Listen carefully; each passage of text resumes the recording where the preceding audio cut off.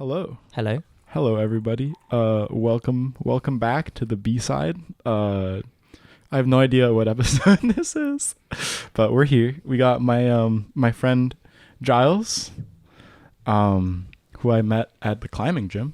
Funny enough. As one usually does with Yeah. friends. Truly. And I don't know, we hit it off and now we're here, it seems. Yeah. How's your day been? My day's been, fine, like most days go. Not much happened. Work, obviously, but yeah. And then I started changing some brake pads on the car, and now I'm here. Exciting. You just almost bought a farm, didn't you? That is what's almost happened and then didn't, very sadly. Yeah, we're moving to, we're looking to move out of Vancouver out east. Not that far out east, but to Maple Ridge, which is really not that far out east. So we've been looking to get a place. Very lucky to be able to do that. And farm came up, 3 acres, and it was just like we went into this like mad, what could our life be if we had a farm? It was like this whole like obsession of like, and then we'd have to get a ride on tractor thing, and then we could build a studio, and then like, in a few years we could build a new house on it and have our dream home. And then so when we didn't get it, which was somewhat unexpected, because like obviously other people wanted to buy it and they have more money than us, it was a bit of a blow. But it was just such a cool idea. Like, It seems like a nice little dream, have a farm, but I'm sure you'll find something. Something will come up. Something will come up, yeah. And I think like, hopefully in a few years, the different farm will come up. Yeah. Something even better. Something where you can get the sewage or the septic checked before you buy it, right? It would be nice. And that wasn't half flooded half the time. Yeah. Yeah. It was like 3 meters above sea level, the whole thing. Oh, wow. So we were a bit like, okay, but sea level rise is a thing, and I'd prefer to still have a house. Yeah, it's a good thing to have a house in a few years. Yeah. We were like, well, it's the BC disaster relief route. It was just past at Highway 7, Lockheed Highway. And like that's a designated like disaster relief route. So we were like, they'll probably stop that from going underwater. So the house probably be fine. This is a good contingency. I just found out that you also make YouTube videos. I've been known to. Yeah. And not for a while. Not for a while. What do you do? Where can we find you on the internet? We can find me almost trivially by Googling my full name. I very cleverly do everything with my full name, which is very unique. And so my digital footprint is quite obvious. But yeah, you can find me. My YouTube channel is Giles Barton-Owen. My Instagram is Giles Barton-Owen Ceramics or G Barton-Owen Ceramics, and that's the main places you'll find me. Cool. Well, if you're curious after listening and you want to check Giles out, please go find him. I can put links and whatnot in the description if you want. And I don't know, it's pretty exciting. So you mentioned ceramics. Yeah, so I think ceramics is like, I was going to say, if you want to look somewhere of interesting stuff, then the Instagram's probably the best place to go, because that's where my ceramics live. And it also has my link to my like climbing Instagram, although that's pretty empty. But yeah, I've been doing ceramics for a few years, and I sort of settled on like a very stark sculptural style that's like quite characteristic, but I haven't quite settled on what it is yet.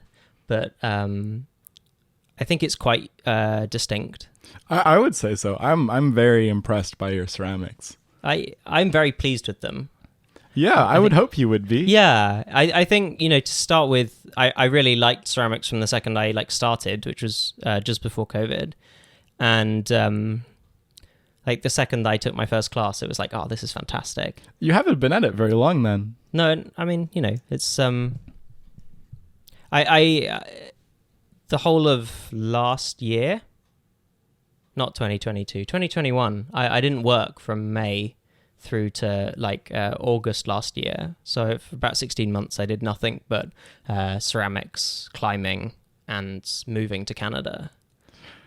That sounds like a pretty fun few months, doesn't it? It was pretty fantastic. Yeah, it was like a 16-month sabbatical, where the move obviously took about a month of that. But other than that, it was just, hanging about, doing what I wanted, and recovering from quite a lot of burnout, and planning the move and things. But I mean, it's such a really wonderful opportunity to be able to do that, because it sort of doesn't come along every day where life hands you an excuse to really just laze around and work on what you want to do. Yeah, that's a nice turn of fate, I guess. Yeah, and I think I felt like excused in it because, at least in the UK, I don't know about here, like a lot of people take a year out between school and university. And I didn't do that. And like I worked quite a lot of the summers over university doing like placements and stuff. And so I never had like a decent time off during that. So I was like, oh, this is just my gap year, just like 6 years later, which is nice because it's when you have like the independence to do whatever you want and you're not forced to like borrow $300 off your parents to like go and have a weekend in a tent somewhere. You have a little bit of money to like do the things that you want, like doing ceramics or learning how to snowboard one afternoon or something. Cool. What is the process like for ceramics? Like, how do you do it? Where do you do it? Could you take me through making a piece? Like, what would an average ceramics creation look like from start to finish? Well, I guess I'll go through the average and then like my process, because it's kind of a little bit more protracted. Well, I want to hear your process. So broadly, you've got for now, where I do it is my kitchen table. I haven't done very much recently, but I'm planning to have a studio. And in the UK, I was part of a membership studio. We had like 40 people in a space, and that was super, super energizing. Like working next to other really talented people and just working next to other people. It's so cool. So the process, basically, you start with your wet clay. In my case, you buy clay, and then I do some mixing of some extra stuff into it, which is a bit of a pain.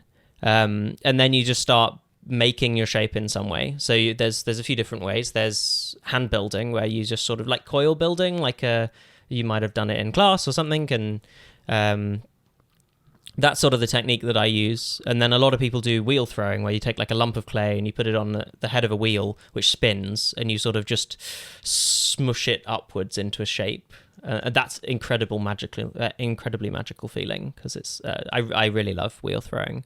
And then there's some other techniques, like you just roll big sheets of clay out and then just sort of join them together. So it's called slab building. And then some people like cast stuff and things like that. And there's a whole like manufacturing process of ceramics for if you're making like plates by the thousands, then you have a different technique. Then you don't have like a guy like throwing the pot and and having to. And so once you've done that, you leave it to dry a little bit, and then you usually carve quite a lot of it away again.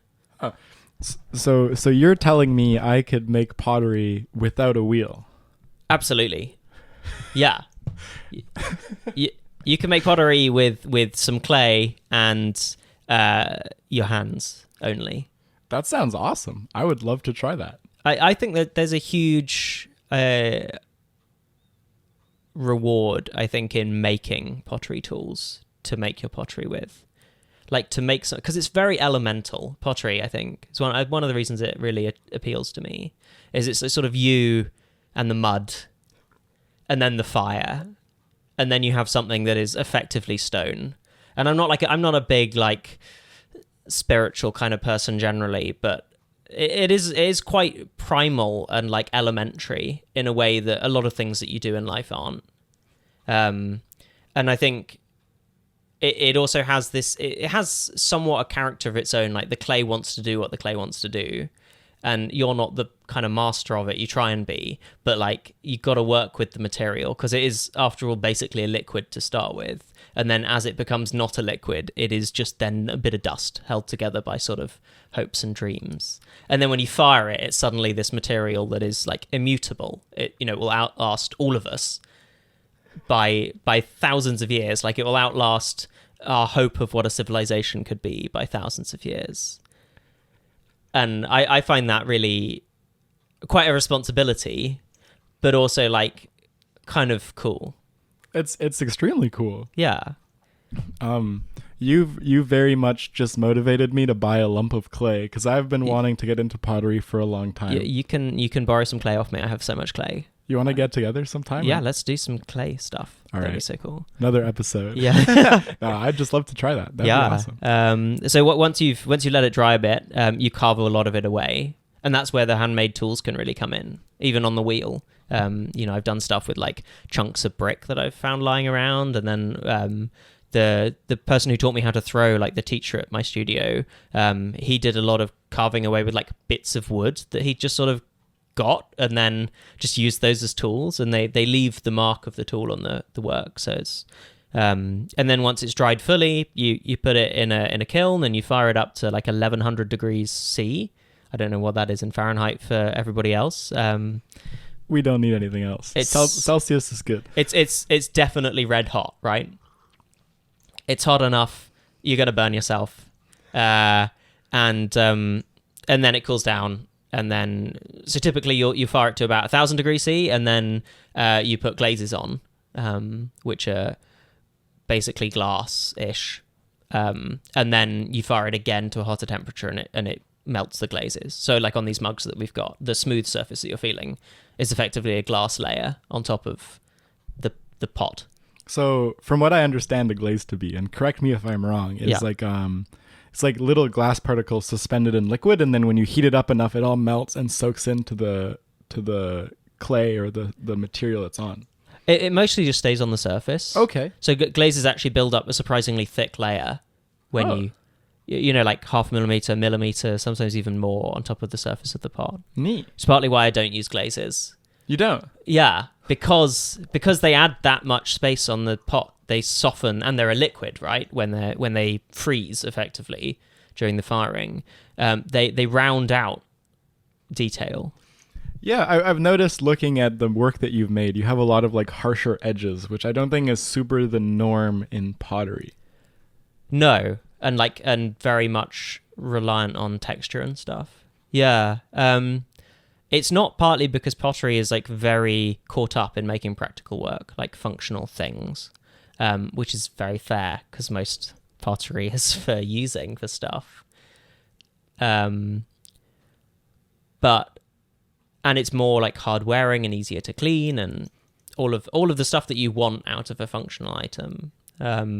I've done some functional wear that's also textured on the outside, so it's not a requirement, but you kind of want where liquid is going to be glazed because otherwise it is a huge pain to clean.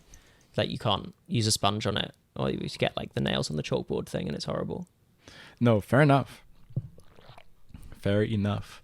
So, I remember I was talking to you a while back. You said you were like chiseling at one of the pieces you were doing to get these like ridges in it. So, at what point in the process would you be doing something like that? So I think possibly that the chiseling was like when it's bone dry. That's very rare to be touching the clay. So like when it's fully dry, I was using like a little chisel and a hammer to chisel away the surface. And that's kind of a technique that I've been experimenting with that like does exist in the wider pottery sphere because it's basically everything has been done in pottery because it's been around since humans have been making things basically.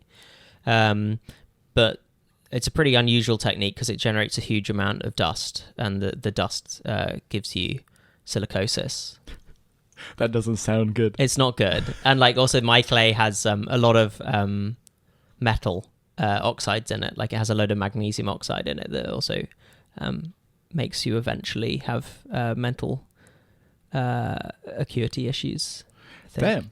So good to wear a respirator. I did that all outside. It was still, I was too dusty by the end of it. I should have been a bit more careful, but fair enough. Yeah. I mean, what a cool art form. I really like it. You know, it's like sculpture, and you can make sculpture that like does stuff, you know, that you use, smugs and stuff, or you can just make sculpture that isn't about to go anywhere, and it's a bit easier than stone carving, which is like the only other form that has that sort of longevity. Yeah, I get what you mean about that in like spoon carving, because I like carving wooden utensils, and I've made my fair share of spoons as gifts or like things Yeah. to use in the kitchen, and it's really cool to have something that you can like make and be like, oh, I made this and I'm going to use it. Yeah, and I don't know about you, but I find myself like touching the work a lot, and like feeling the surfaces a lot, and I find that is a hugely enjoyable part of the making process. Absolutely. Of just like feeling the shape. I don't know how you could make like sculpture without doing that. Yeah, I'm always surprised when I see potters making objects without spending a lot of time touching them, and like feeling the like discontinuities in the curves. Is he all right? Yeah. Yeah. Sorry, we got a cat on the table off camera. I guess if you're listening, there's no camera, but Yeah. she's a She's fussy exploring. one. Oh yeah. Yeah. You know, maybe she'll say hi. I'm just Yeah. worried about my coffee cup. That's Well, like so I off was like kilter. heard the tinging noise, and I was like, "Is this about to be a disaster?" Nope. Oh, it's all right. Done the inspection. Excellent. But Um, sorry, where were we? Pottery. Right. touching the work, and like, I often do this with people's work of like, you can feel that there's problems with the surfaces with your fingers much more than you can see them. And so when I'm making, I spend a lot of time just running my hands over every single bit of the surface and like reworking it like countless times. And that's partly why some of my pieces take like 20 plus hours per piece, which is like, it's an inordinate amount of time for pottery, because usually you are trying to make as many mugs as you can within the day, and you're trying to, you know, people churn out like 50 mugs in a day. That would be a real good productive day. And I'm sitting here thinking like, if I can make one of these works in a fortnight, I will have done a good job. Like, No, fair.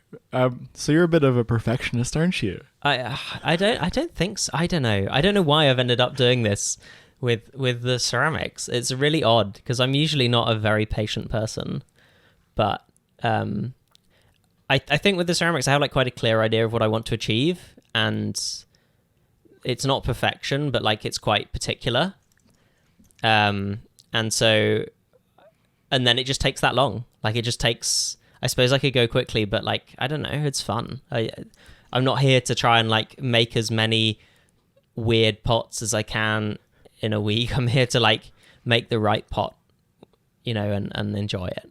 Yeah. Well, good for you. Yeah. That's I don't know, I get it. Yeah. And Absolutely. I'm really looking forward to having a space again. Yeah, it's amazing to have a space to create stuff. It's so good. At the moment it's like I can use the kitchen table for a little bit, but if you're making pots that take like weeks, that's kind of not very social to have like messy ceramics on the table for weeks, and not very hygienic, to be honest, either. But you got your funny dust everywhere. Yeah, exactly. You have to be quite careful. Yeah. It's cool. Well, I'm looking forward to seeing what you make when you have your whole space. You know. I'm cool. looking forward to getting back to the wheel, particularly. Yeah. Because it's so much fun. Because you've got to. I mean, like, yeah, you can do ceramics without a wheel, and it is good fun. But like, the wheel is like, it's quite a lot easier to make stuff quickly, and it's very much more of a flow activity. You know, it's just you and the wheel, and like, there's no forgiveness to like stop paying attention for a second. And so it's a bit like using some power tools, I guess. Like, I don't know if you've ever wood turned, but like, yeah, I was just gonna say it's not quite as like vital as wood turning, where like you are in a real trouble if you catch the tool, but you can ruin the pot, right? So it's less like terrifying, but the same amount of tension is needed. Yeah, you're not gonna get kicked back and like a chisel thrown at you, but you can. Which is nice. It's nice to have the stakes a bit lower. Yeah, but it's still, you have to be very careful about what you're doing, and that demands a sort of attention that is so much fun. Yeah. Like it's like skiing or any of the like activities where you just have to be paying attention or you're messed up very quickly. Yeah. I love those. Absolutely. Are there any other forms of art that you practice, or are you mostly a pottery guy? Has that been your lane? It's been my lane of late, but I mean, when I can't make pottery, I tend to start to fall back to making digital like pieces of like 3D modeling and like bringing together a scene. I've done a lot of that since we moved because I've not had access to the studio. And so whenever I'm feeling a little bit creative, but not like spending 20 hours carving a piece of clay, I tend to just like throw together some assets in a sort of vignette of like vibes and try and like tell a little story in like some sort of scene. Cool. You'll have to show me one later. Yeah, that would be neat. Yeah, they're fun. I mean, they're just sort of sketches basically, and like I really like where 3D art is at the moment in that you can sort of throw together sketches. You're not fighting the tools to the extent that like it takes weeks and weeks just to like model a nice looking tent. You can just go and like someone will have 3D scanned a tent, and like if it's 40 pixels high in your render, it doesn't matter if it's a good tent or not. Like it looks like a tent, and so you're kind of there. And so then you can focus on like, okay, I want the composition to look like this. This is the kind of color themes that I want. Like this is the story I want to be telling. Much more like you would be sketching or painting rather than like, okay, I'm gonna need a little can to have on this table, otherwise it's gonna look empty. Oh God, like how am I gonna model a can? This is awful. Instead, it's just like, oh yeah, drag and drop a can. Cool, yeah. Cool. That's really interesting. I've never even like thought about sketching using digital technology.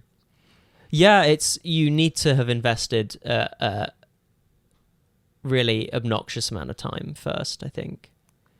In just like knowing the software and the tools. Yeah. I use Blender, which is such a good piece of software, but like in order to get where I am with it, I have tried to learn it 3 times and like stopped because it was too painful. And then I did like a art video piece at university for like a competition, which was like make an art video about the college.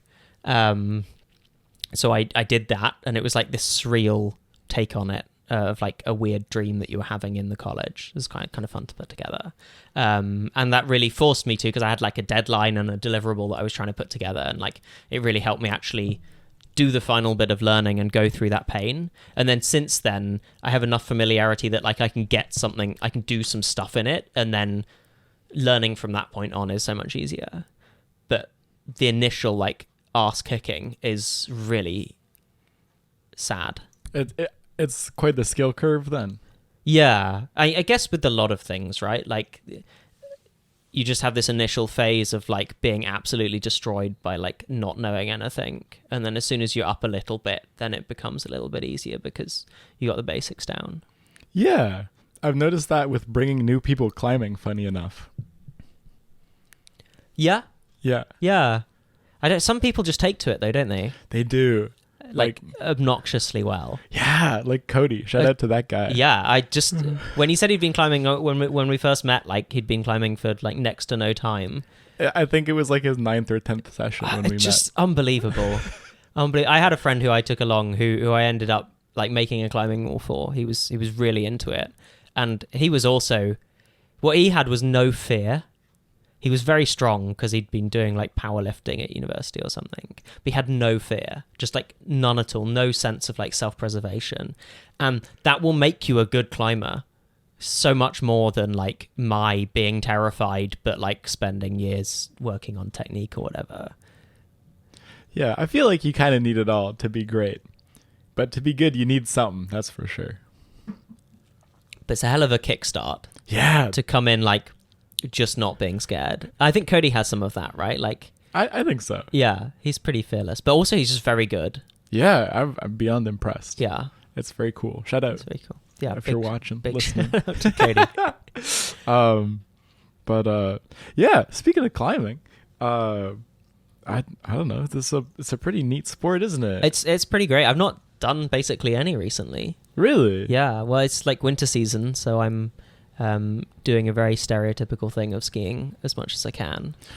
Good for you. Yeah, that's kind of why we moved here partly, and you know the mountains are right there. I don't know if you've noticed. They're like right there. It's fantastic. It's great. I can always tell where north is. Yeah.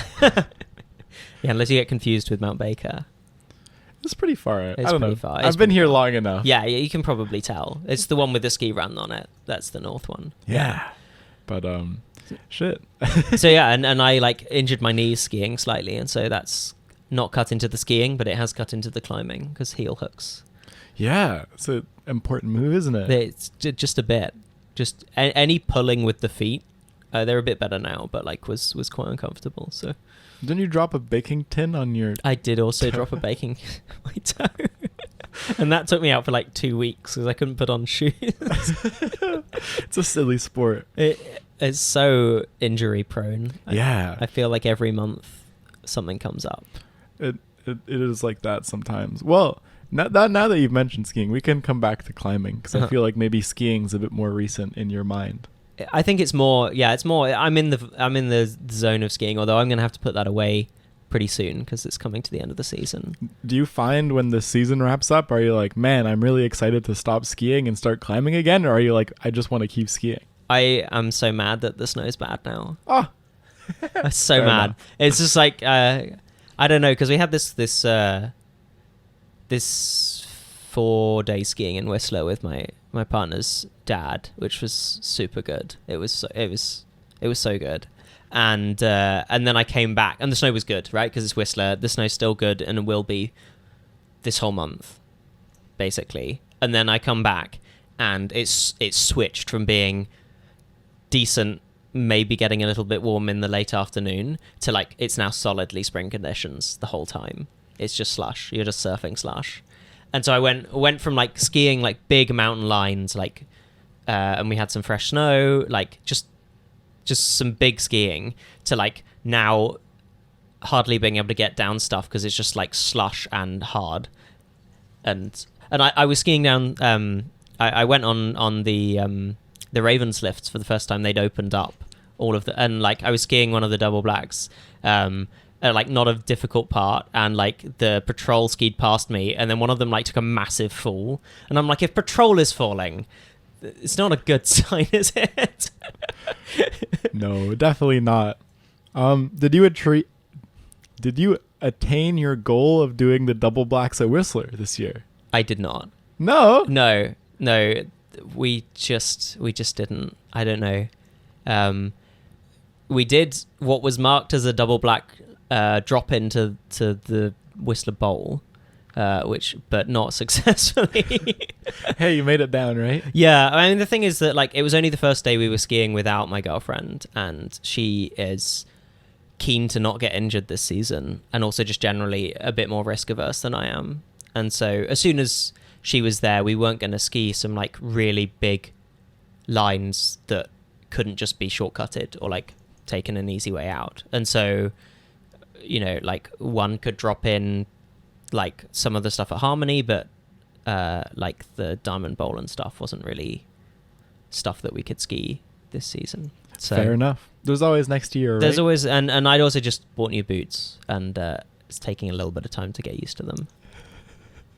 Fair enough. Yeah. Fair enough. So, but it was so good to go skiing, and like particularly to ski with my girlfriend's dad, who's like been skiing since he was a child, and he's like 70 now, so he is an exceptionally good skier, and just very inspiring to ski with someone that good.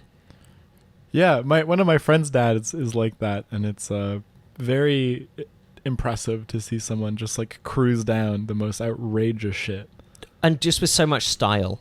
Yeah, you know, it just I don't know how much of it is like the style that you have to do to ski on straight skis, like that they've just learnt so much swag in their skiing, but they have so much style, it's ridiculous. And I just unendingly envious of people who can ski that well. When you're 70, people will be thinking that of you, I'm sure. I hope so. Oh yeah. So that would be that's a life goal for people to be like, damn, that guy can ski. Yeah. I bet you'll get there. We'll see. I just need to spend some time on the mountain. It's sort of... You have been, haven't you? Yeah, but I mean, I only learnt to ski 5 years ago. Yeah, so you got a long time so to catch up. I've got a lot of time to catch up. For sure. For sure. Yeah. That's cool, though. It's great. I wish I could have gone up more, but I don't know. It's been a busy winter. Yeah. Lots of school and spending all of my money on musical instruments other than ski passes. Yeah, I just spent all of my money on skiing stuff. Yeah, I'm really hoping like no bank ever tries to look at the money I've spent to see whether or not they can let me buy a house. Just be like, what? Where's all this money gone? I'd just be like, well, I bought some skis. Yeah, and then the rest of the money, I bought some boots. And the rest, yeah, I didn't have a season pass, so things got quite expensive. Yeah. Well, yeah, it's certainly not an accessible sport, is it, really? No, by no means. But I don't know, up until recently, I've been really blessed in being young and not having to pay full price for seasons passes. Yeah, that thing. Yeah. Yeah. But it's like, what's the word? Like, I don't know, it's like a big barrier now. Just like, yeah, it's prohibitive. Yeah. That's the word. Yeah. Prohibitive. Very prohibitive. Oh, for sure. Yeah. And you have to really know that you're going to use them. Yeah, like I can't even drive, so getting a season's pass is like, am I even going to go more than like 3 times this year? Probably not. Right. And like, I guess grouse is relatively accessible, but then what are you going to ski at grouse? Not much. I'm throwing so much shade right there. Shout out. Yeah, it's grouse. Actually, I like the Olympic lift. I haven't been in so long. I literally don't even know. Yeah, I think like, to be honest, Cyprus, it's just Skychair for me. I'm not bothered with the others. And so, it's that or the Olympic chair at Grouse. Good chairs in the city. 2 out of like many. True. But like if you want easily accessible like good lines, there's not a huge variety. Yeah. I mean, Skychair was fun. I really enjoyed skiing that with you when we went. It's a great one. It's a really good chair. Yeah. And that run is just, there's so much to choose and totally so much to do. It's a good one. Yeah. Because like the week after, or maybe like 2 weeks after, I spent like 9 hours on the mountain skiing just that lift. Completely ridiculous. It's a good day. It was such a good day. Yeah. I'm glad to hear it. Yeah. I just like the loner I am, just skiing for the whole day. But we watched the sunset from the top of Skychair, and that is really magical. Yeah. Like seeing over Howe Sound and like really puts one's in one's place, really. Yeah, it's a lovely sport and a great place to like be in the wilderness on a mountain in the winter. Yeah, I mean it's just like what luck. Truly. Yeah. We are very lucky here in Vancouver. 100%. Would you ever get into backcountry skiing? I mean we do a little bit. Yeah? Yeah. The problem is I'm quite unfit and I'm terrible at like Sufferfest, and a lot of the backcountry access here involves a lot of Sufferfest because you have to go up through the trees for the first like 2 hours, and by then I'm usually kind of done, and then you have like a bad 2 hours up, and then it's sort of time to turn around, or maybe you get an extra hour to like ski some meadows or something, and then you've got to ski down through the trees. And like if the conditions are good, that's fine, but if the conditions are terrible, like that is a horrible ski. We did one at Cyprus where it was just like we must have gone up like 1,000 meters, like quite a long tour, and then there is no alpine at Cyprus. So you're always in the trees. There's like a little hillside spot, a bit like the top of Skychair, right? Like there is a little bit above the trees, but then your entire ski down is in the trees, and it was like bulletproof ice and crust. And so we side slipped for like an hour and a half, just side slipped. That honestly sounds awful. It was so bad. It was so much not fun. That's the only tour we've done this year. But last year we did quite a lot because we had a season's Whistler pass.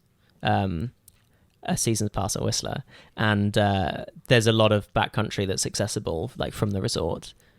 That's really good. Yeah. So, do you need the pass to do backcountry at Whistler? You can get like a backcountry access pass, but it's still actually quite a lot of money. I believe it. Yeah. Nothing there is cheap. Yeah, nothing there is cheap. Absolutely not. But there's some really good touring off Squamish area. Yeah. As well. I did a hike there as well. As one of my dad's friends lives, I think, on the mountain that you're thinking of. The one with Elfin Lakes. Yeah, the Elfin Lakes area is really, really nice. Yeah, it's a beautiful spot. Yeah. So that's last year we did a lot of our touring there because we were new to the backcountry, so we were just sort of getting our feet wet. And it's such an easy get in, and then you're in meadows, and it's all very like low AVI risk and low consequence terrain. It's a beautiful spot, and it's so beautiful. And you're right by Garibaldi, and like what a view. Yeah, absolutely. It's a cool spot. Like and just at Squamish, just generally, like you really can't go wrong. Yeah, I mean, you got outdoor climbing there too. Yeah, but also you just got like possibly the most beautiful place I can think of. Yeah, pretty much. It's I really miss. We used to live like under the Chief. Oh, really? Like 200-300 meters from the Chief. No way. And like that plus being able to, just go to the grocery store or whatever, and you can see the sea, and you can see Howe Sound, and you can see Garibaldi, and it's pretty magical. It's pretty magical. Like I used to like go and hang out. That we had this river like off the back of the house, and then you could walk through a little bit of forest, and then there was a path, and then there was like a glacial runoff stream with like huge granite boulders, and I used to just go and hang out there quite a lot because it was just so idyllic.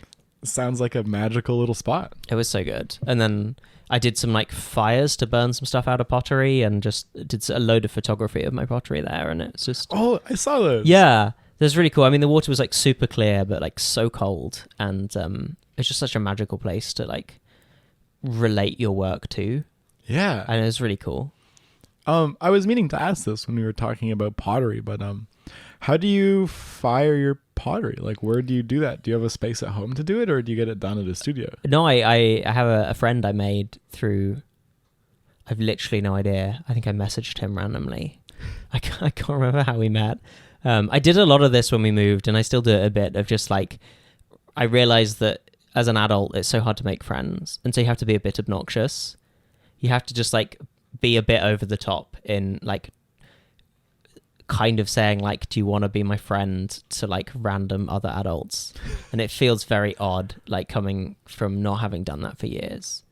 And I think climbing's a super easy environment to do that in, because you kind of, there's so much camaraderie, and like people are very open to like having a chat depending on the gym, but like generally that's a big part of bouldering, is like being friends with people, and like turning those super casual friendships of like you happen to climb on Wednesdays with someone to like, hey, we should go and get a drink sometime. It's like, it's a little bit tricky here because there's like less of a pub culture, but it's at least there's the bones of a friendship there where you may have seen someone like several times. But with the pottery stuff, like with the exception of the guild that I'm part of, like I just had to be like, hey, I'm also a ceramics person. How are you doing? I like your work.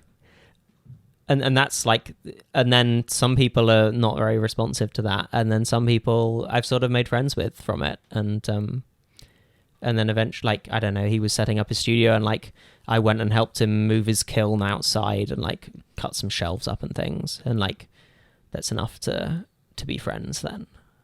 It's just sort of like sharing, like striving with someone is enough to like establish being mates. So shout out to Dustin. He's so good. Shout out. He fires my pieces, and he's great.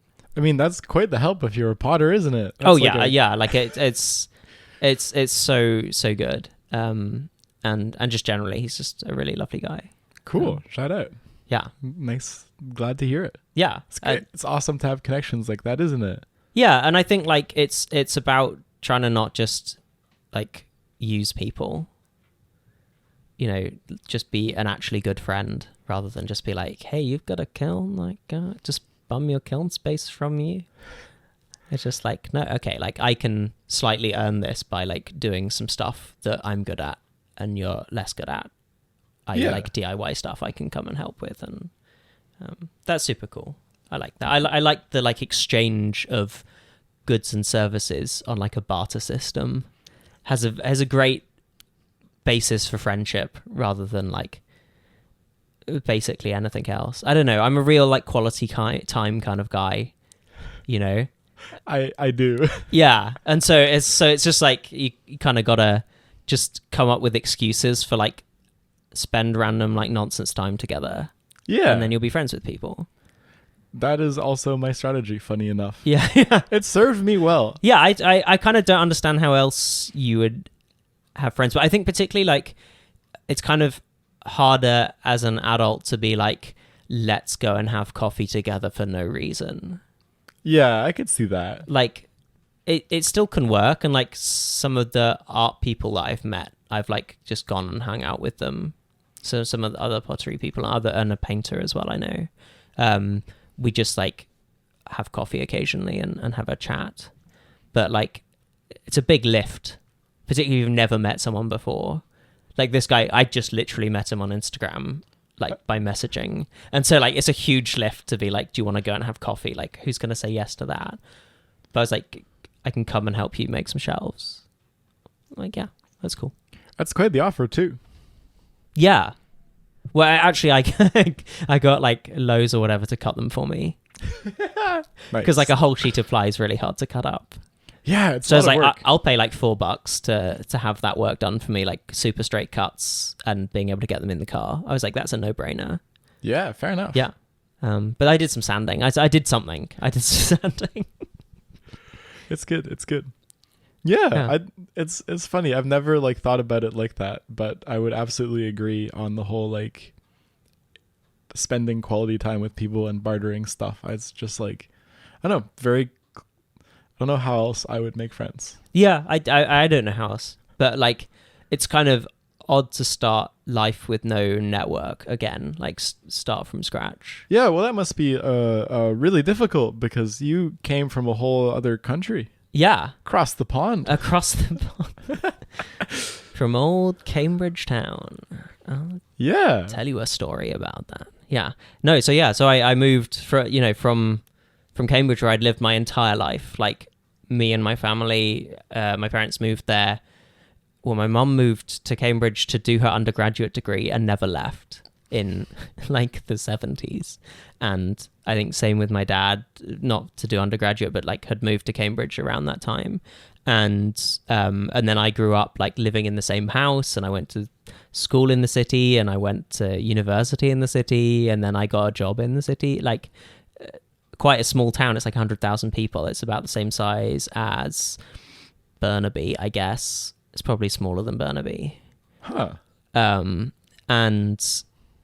it punches way above its weight, right? Because it's like a very big university. And so there's a lot of culture for that size of place. And just generally like the UK has a more concentrated amount of culture in it anyway, because we stole it from everyone.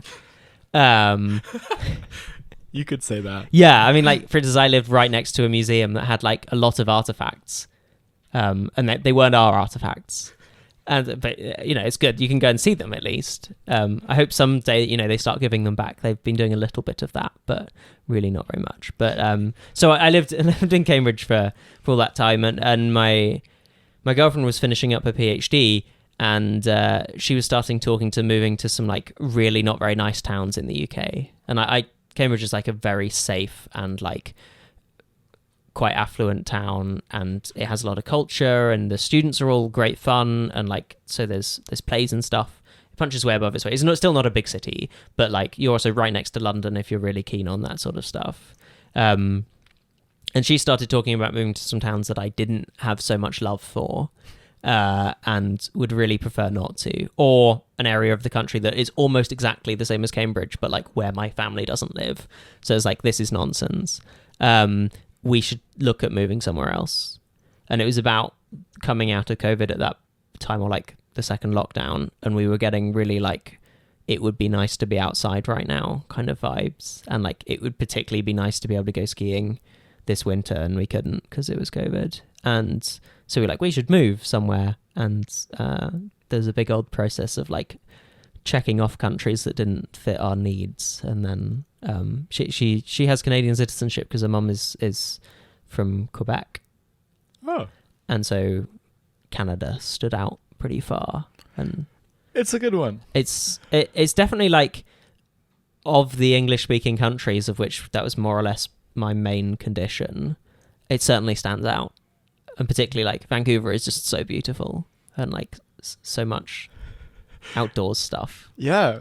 it's odd. I feel like I take it for granted because I've been here my whole life. Yeah, it's kind of hard not to a little bit. I like at Christmas, around Christmas when it was snowing, I went up to my office tower, which is like a pretty horrible office, but it is also on the 21st floor in Metrotown.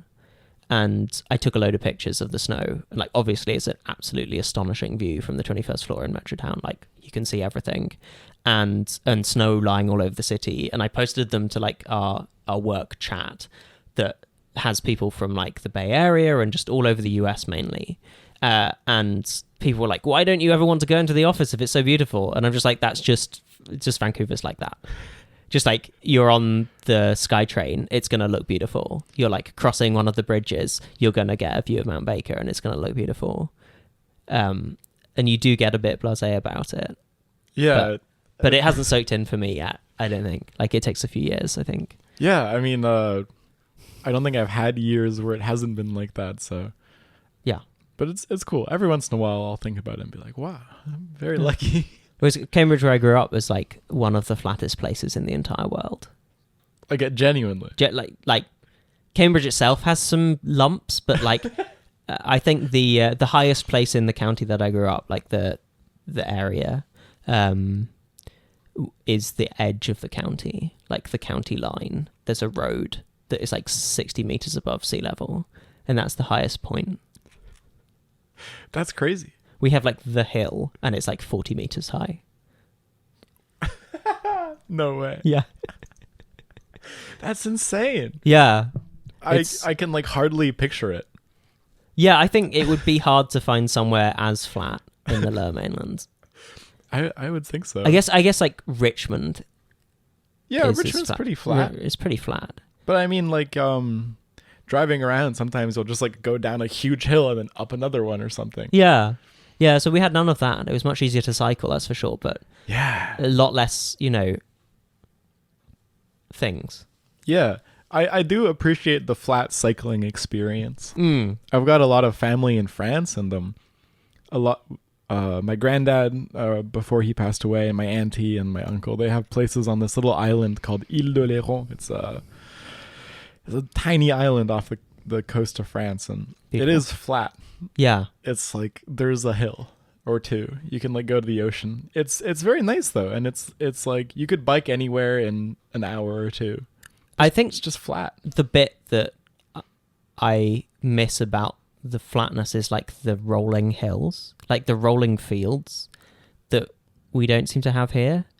Of like in large parts of the UK, there's not hills, but like there's undulations in the ground. So like field to field, you'll be going up and down like 20 meters.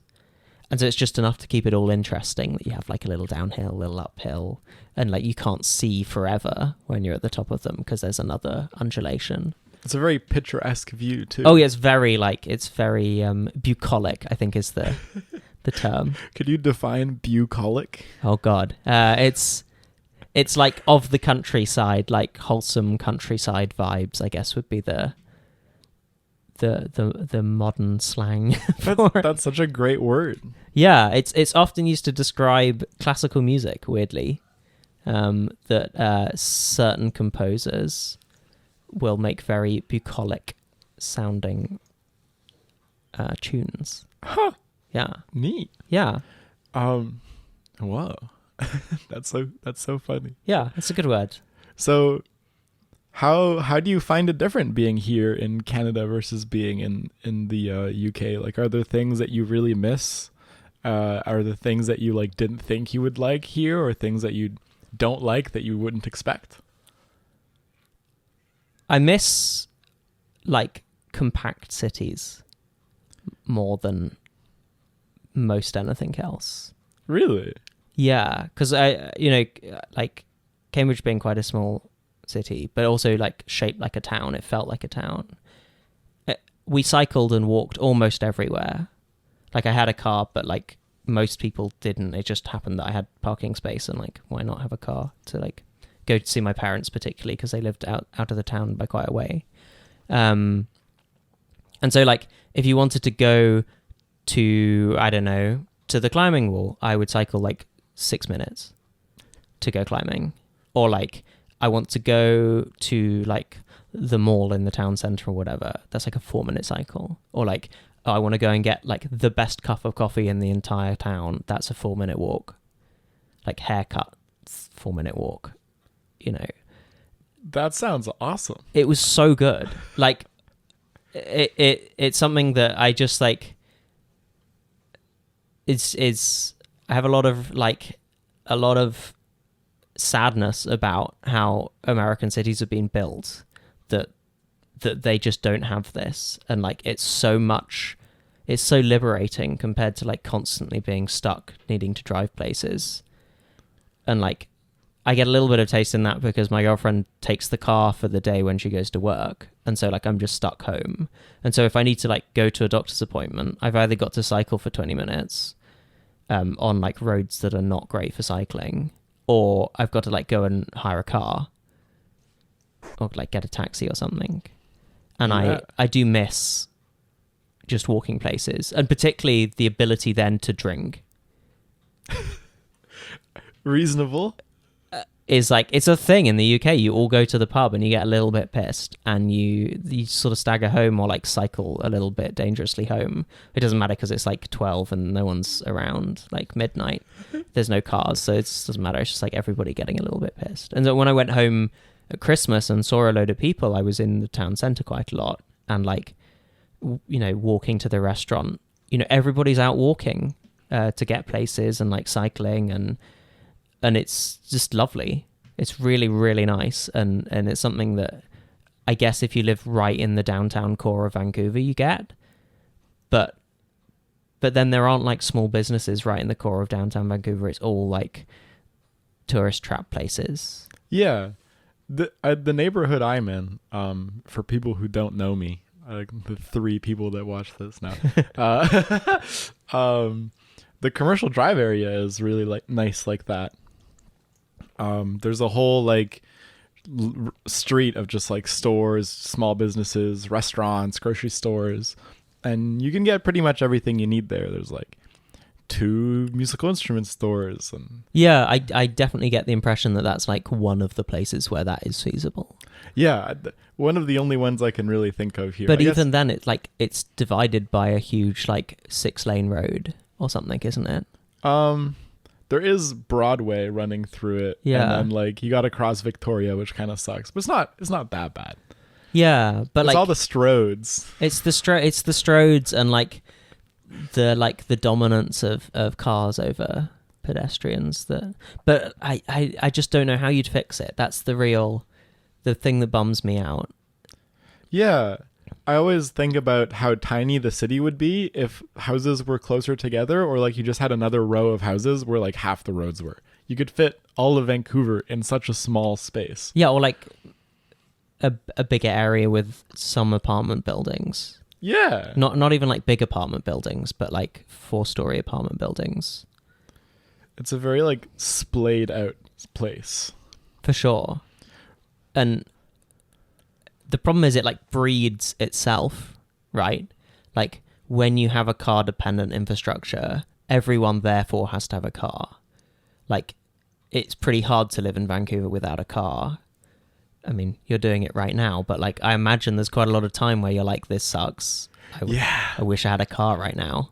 But when everybody has to have a car and everyone is driving to get everywhere, you have to have lots of roads because they need spaces to go, and you got to have like lots of parking. And then if you're going to have all of that space dedicated to cars and stuff, then you might as well have bigger houses or whatever. Because like if you built an apartment building, where would the cars go? And so it's sort a whole of building for the cars. Exactly. Yeah. And it's sort of trap 22. And then people get very used to that feeling of like what the developments are like. Yeah. Well, Like they get used to the Vancouver special. And then when you try and disrupt that and build like a walkable district, people are a lot more resistant to it than they really ought to be. yeah. What do you think there's hope in the future for a city like this?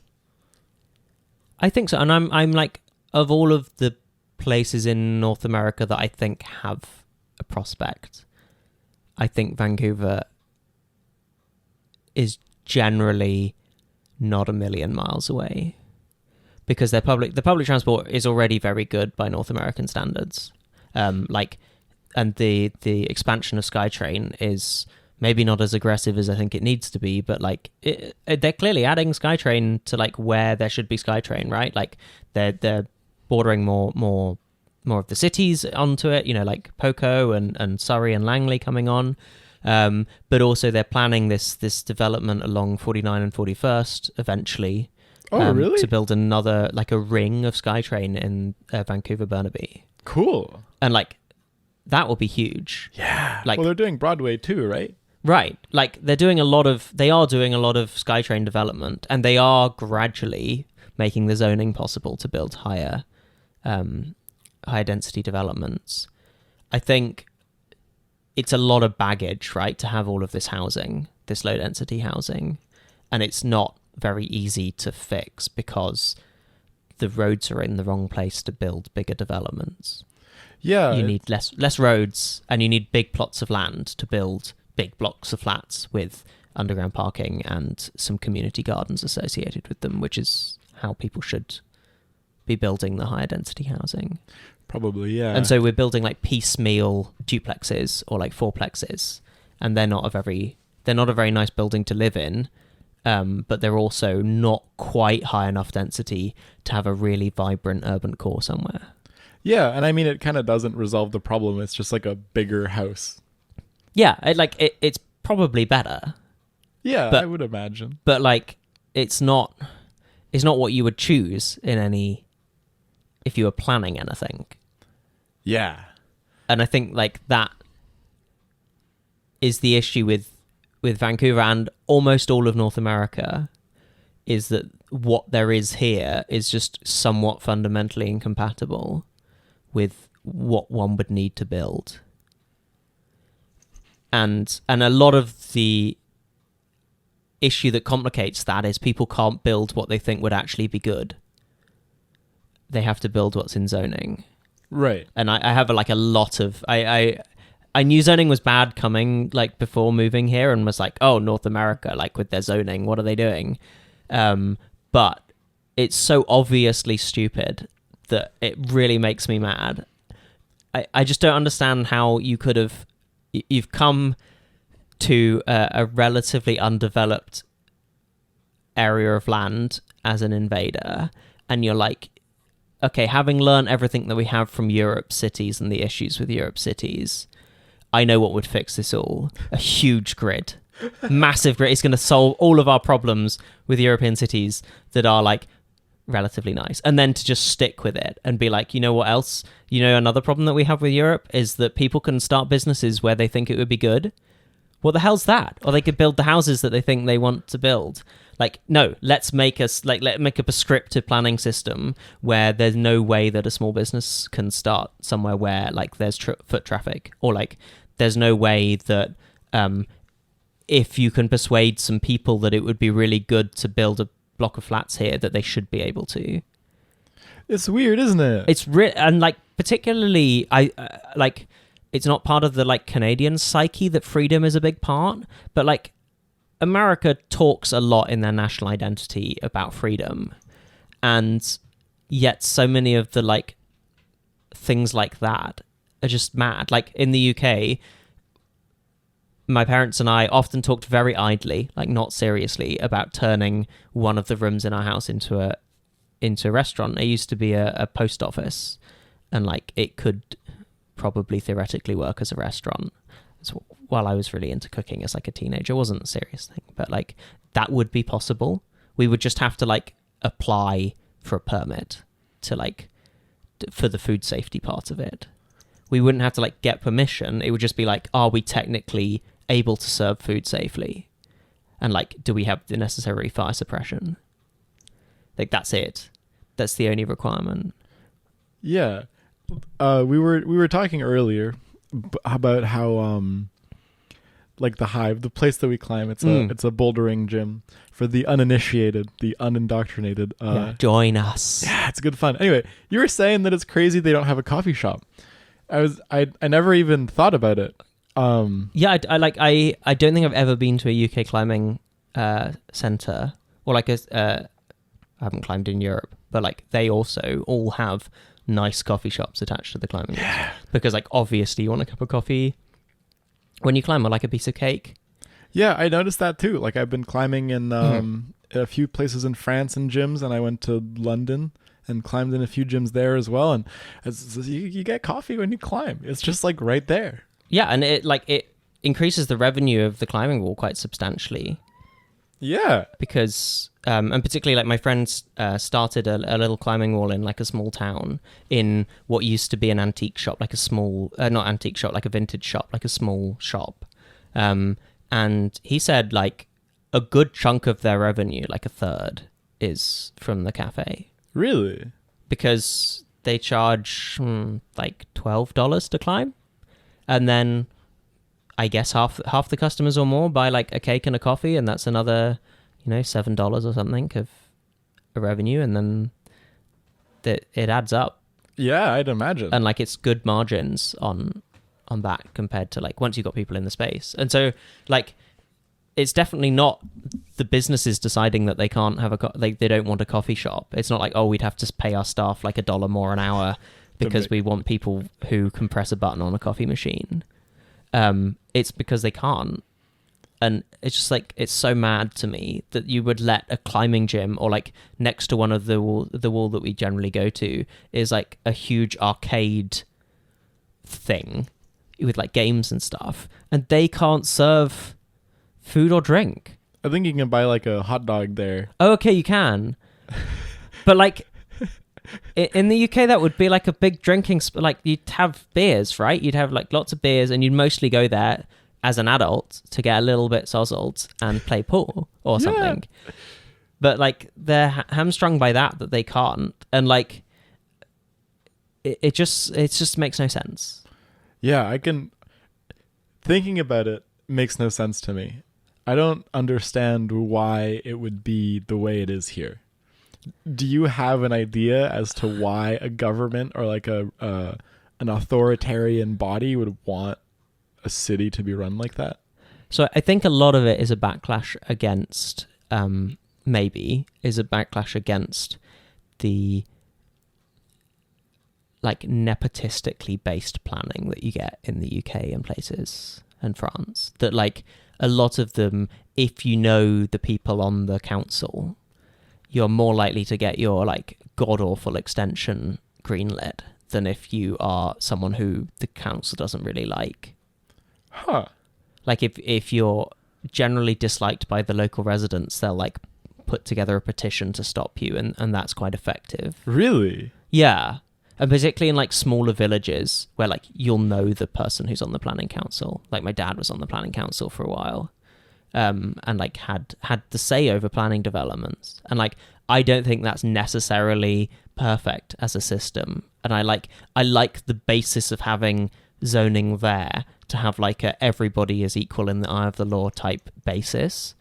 But the fact that it's so inflexible for when you can clearly show that something would be good for the community, or just not an insane idea, like the fact that is completely unopen to you unless you put an application to change zoning, which is like a huge process here, is an overreaction, I think.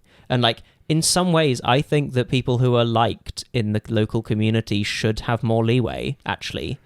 I think it's reasonable that if you're like not hated by everyone in your local community, that you should be able to like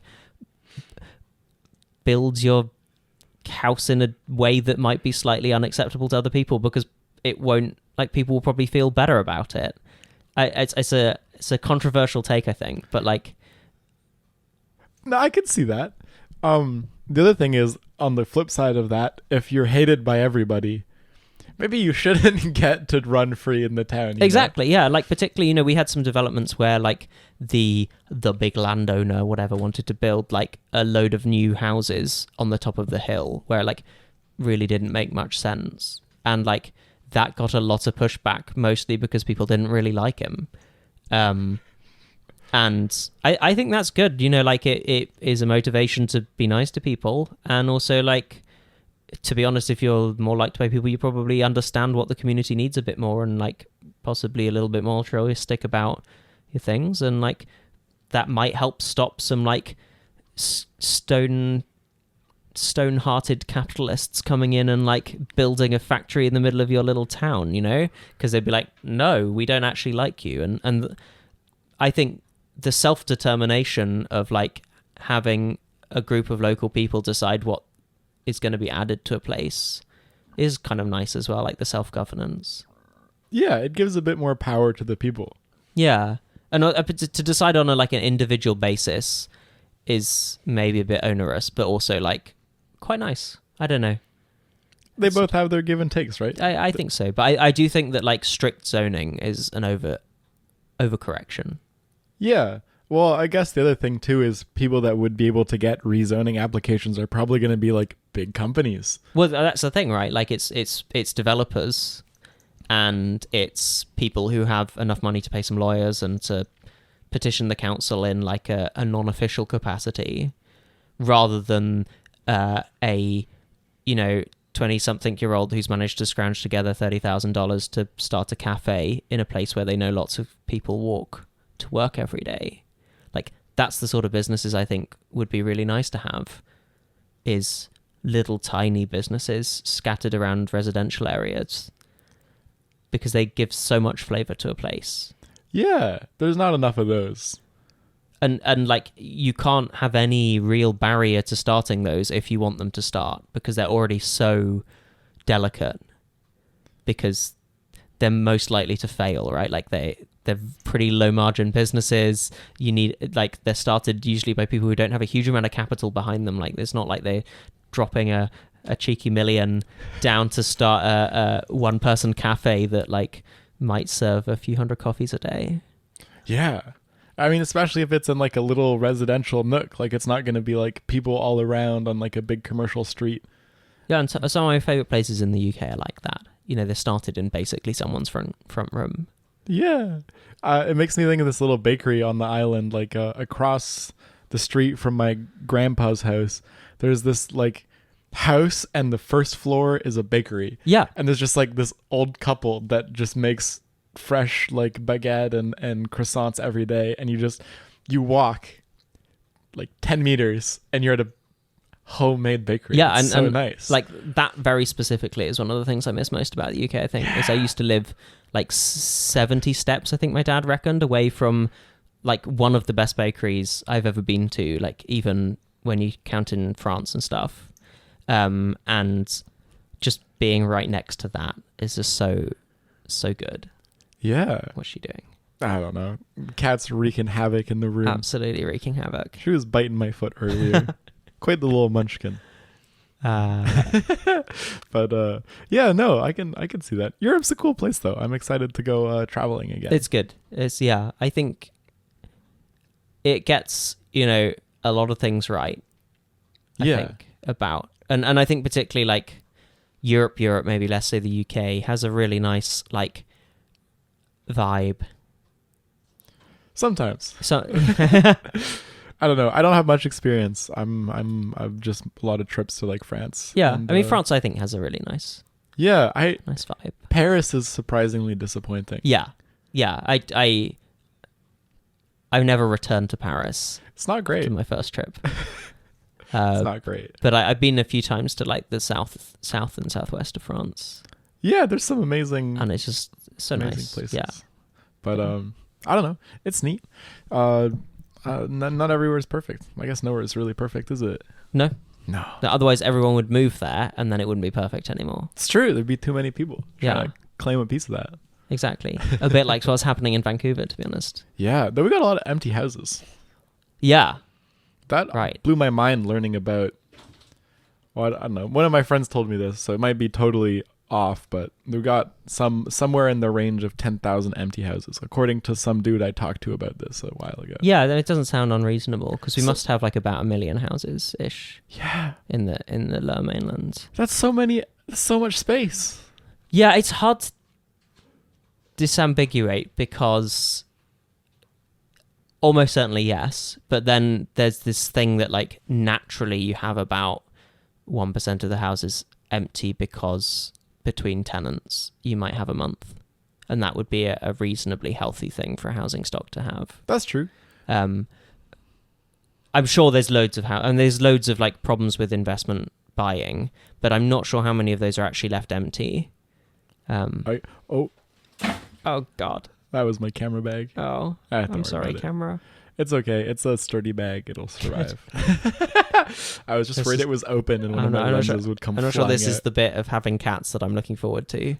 You just have to not do what I did in this room and you'll have a great time. Okay. Cats are lovely. Yeah, unfortunately, this is exactly what I would do with a room. Just any particular room. Yeah. Yeah. This is just my vibe very much. So it's gonna be a disaster. But they're lovely. Yeah, I guess after a time though, like all of the things that can fall, and then there's no more things that can fall. Yeah. You reach a sort of state of equilibrium. Yeah, for sure. She's a funny one. My cat Cricket is a little calico, and she likes going in the walls. There used to be like an open hole in the drywall, and she would venture in there for 20 minutes at a time and then come out. Just off adventuring. Yeah. I wish I could fit in the walls. Be a whole new world in this house. Probably just like so much insulation and horrible things. Yeah. I'm not sure I'd be an adventure at least. Yeah, she seems to like it, so I'll take it as a vote of confidence. Yeah. A vote for the wall adventures. Absolutely. Yeah, I poked my head in there and it's just insulation. Yeah. There's like a little tunnel that she's like carved into it, I think. I guess, yeah. Anyway, it's a tangent. Speaking of the whole city planning thing, though, that's a little bit of what you were up to with your living. Yeah. So I guess I work for a company that helps city planners, not hugely tangentially, but slightly tangentially, by sort of giving indications about where people are going. Generally, sort of what roads are used, how much, kind of stuff. That's the kind of broad plot of it, and that's kind of interesting, but also a little bit depressing as well, from like my view into not what the company does. I really like what the company does, otherwise I wouldn't be working there, but like as it fits into a bigger whole, like what I've said about zoning and like the density, and much less so in Canada, because there is at least like the political will and mechanism to do stuff, like not quickly enough for my views on like how we address climate change, but like at least some stuff is getting better. But like a lot of America is particularly politically at the moment, nothing can really happen. It's like stuck, like federal government is stuck, and a lot of the states don't have any money, because apart from like California and Texas, like a lot of the states used to have heavy industry and it's gradually going, and like will have to go because a lot of them have oil money, and then their states are just left with not enough money to invest in things, and with like slightly broken governments, and I just don't see how they can like make the changes that are needed to even like maintain how the cities are set up, and it is a bit depressing. I found this like remarkable statistic about I think it was Mississippi's DOT, which is like the Department of Transport. I was reading their annual report last year because I'm a huge nerd, and something like almost 50% of their budget comes from fuel taxes. Really? So taxes that they get from like inefficient cars, basically. And so like as cars are moving over to like hybrids and to electric and to just more efficient cars, and people are driving hopefully a little bit less, or they're not really, they're facing like this huge budgetary pressure to like be able to even like maintain their bridges. Really? They just don't have any money. And so like, let alone increasing their bus routes or like putting in passenger trains that actually work. Like they're worried about, will this bridge fall over? Like it's 20 years past its service life, but we don't have any money because we're using all of our money to repair potholes and paint lines and fix people running into barriers and stuff. That's crazy. It's and then like that is just how the entire like US Department of Transport seems to be set up, and like they get federal money occasionally, but like it's glibs and globs. So like the bipartisan infrastructure bill happened about a year ago, and like that's a lot of money, like trillions of dollars going into infrastructure in the US. But like that's released over the next 5 years. But like these are people building bridges that are meant to last 50 years. Like you can't do investment based on a 5-year chunk of money, because you need like money to run the bus service for the next 20 years, or it's pointless putting the infrastructure in place.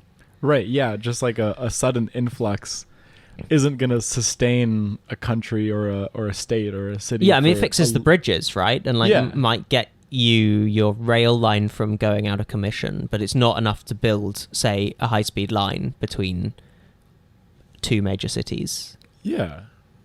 It seems like an odd one, but it must be cool to have like a role in that. I think so. Yeah? I hope so.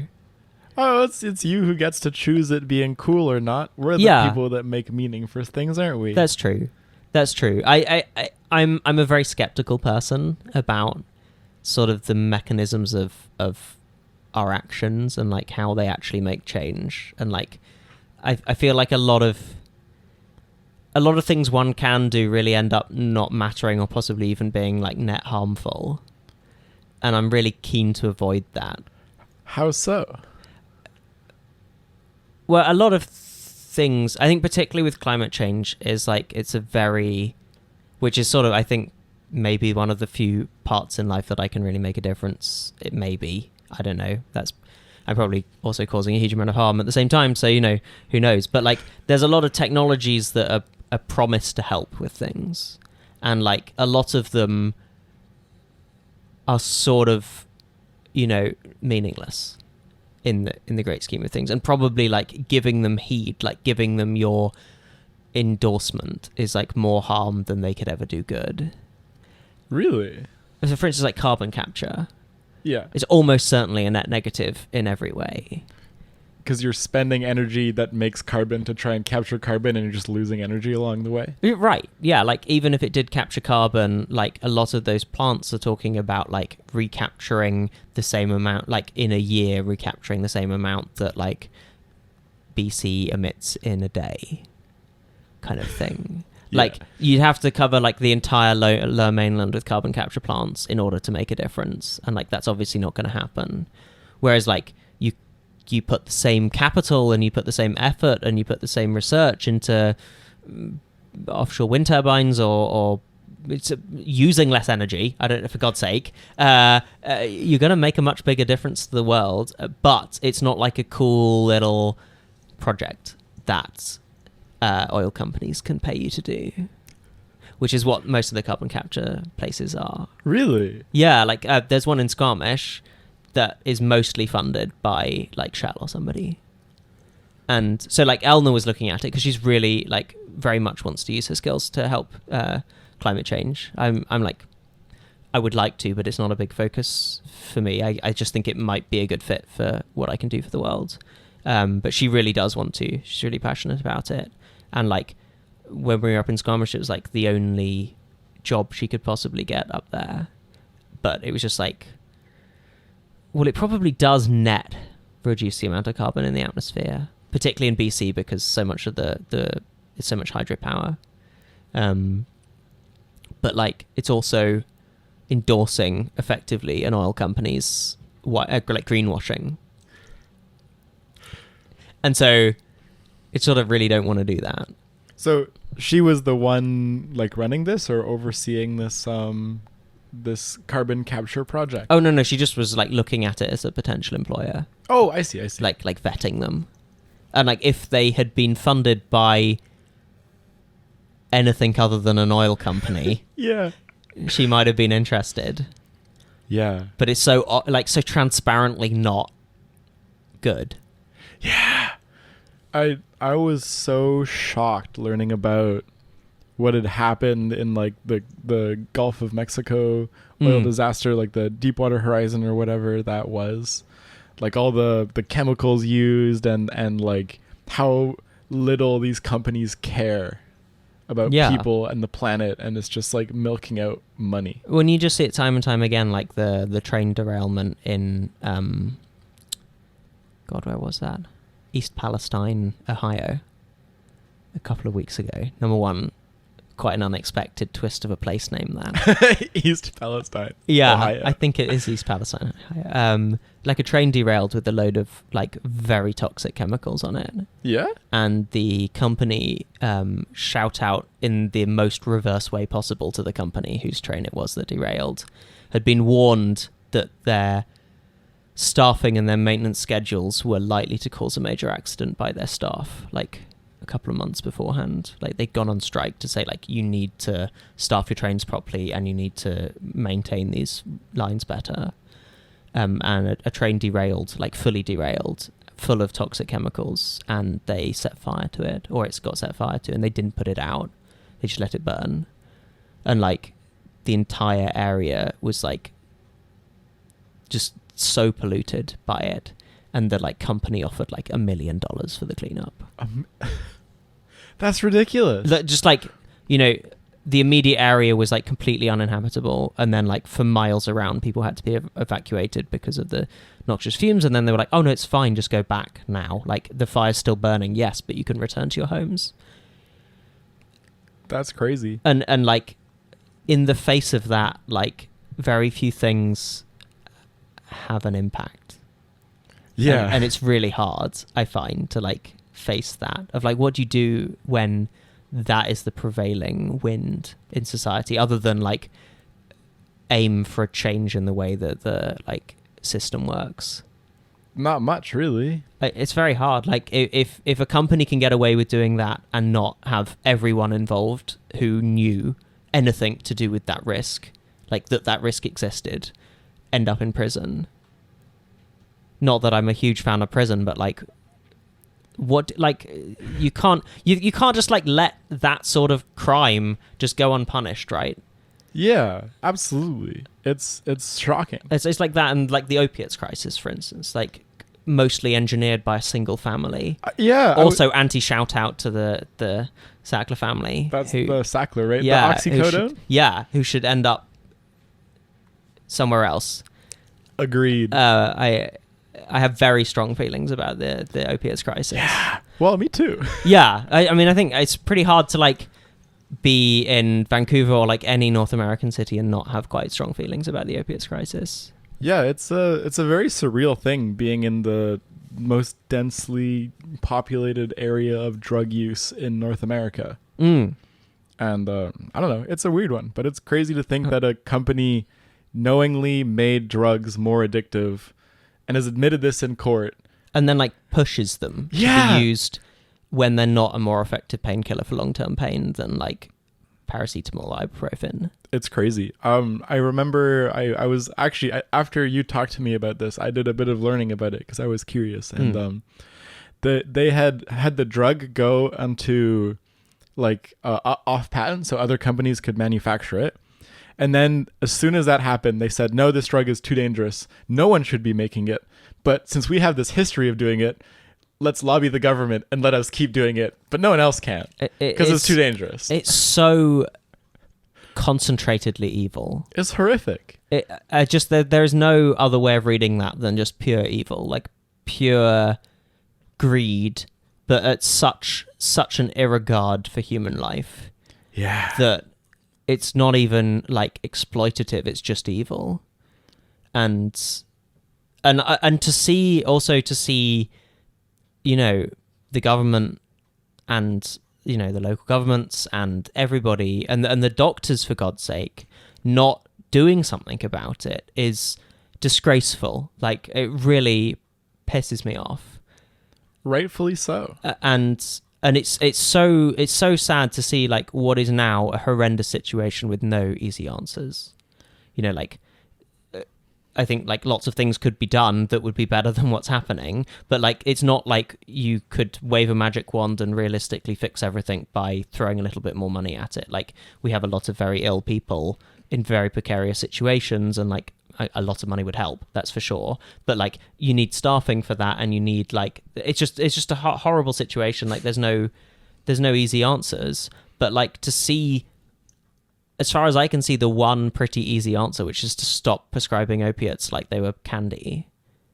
Just be not tackled at all by anywhere in North America is just so upsetting to me, because like you go to anywhere in Europe and there are drunks everywhere and there are other drug users, but the volume of the problem is an order of magnitude or more or less. I would imagine, yeah. And the people are a lot less unstably ill, which is probably horrible for them, but also horrible for everybody else. And like just generally is not an ideal situation. Yeah, it is definitely a bit of a turnoff for the downtown area. in Vancouver. Yeah, and it makes the situation like intractably hard, and also like make people justifiably quite upset that the city has this problem. Like it's selfish to be that upset when it's because people are suffering, but like I can understand why a lot of first responders have kind of had enough of the situation and stopped being quite as compassionate as they really should be, because it's so horrendous. Like I spoke to someone who stopped doing ambulance shifts in the city because she just couldn't take like going and helping people with overdoses and like those sorts of things continuously. Yeah, absolutely. I mean, in BC, we have like 6 deaths a day overdosing. Yeah. Out of overdose, which is insane. It's just horrifying. And for none of the easy and free things to have been done, which to me is like stop the inflow of new people getting addicted from prescription opiates, would be a really good start. Probably would make like a 10% at maximum bump in the problem. Like, but even that, but that it's is free. Like, it's free. it's free and like just good. Like it's just good. And also the rest of the world has proved that you can do it. Like opiates are not used routinely by clinicians in the UK except in hospital settings and like very tightly controlled or like extreme pain cases, but it's like maybe 1.5% per year of the people are prescribed opiates, whereas here it's like 10% of the population. It's mad, like 10% of adults or something per year are prescribed opiates in Canada.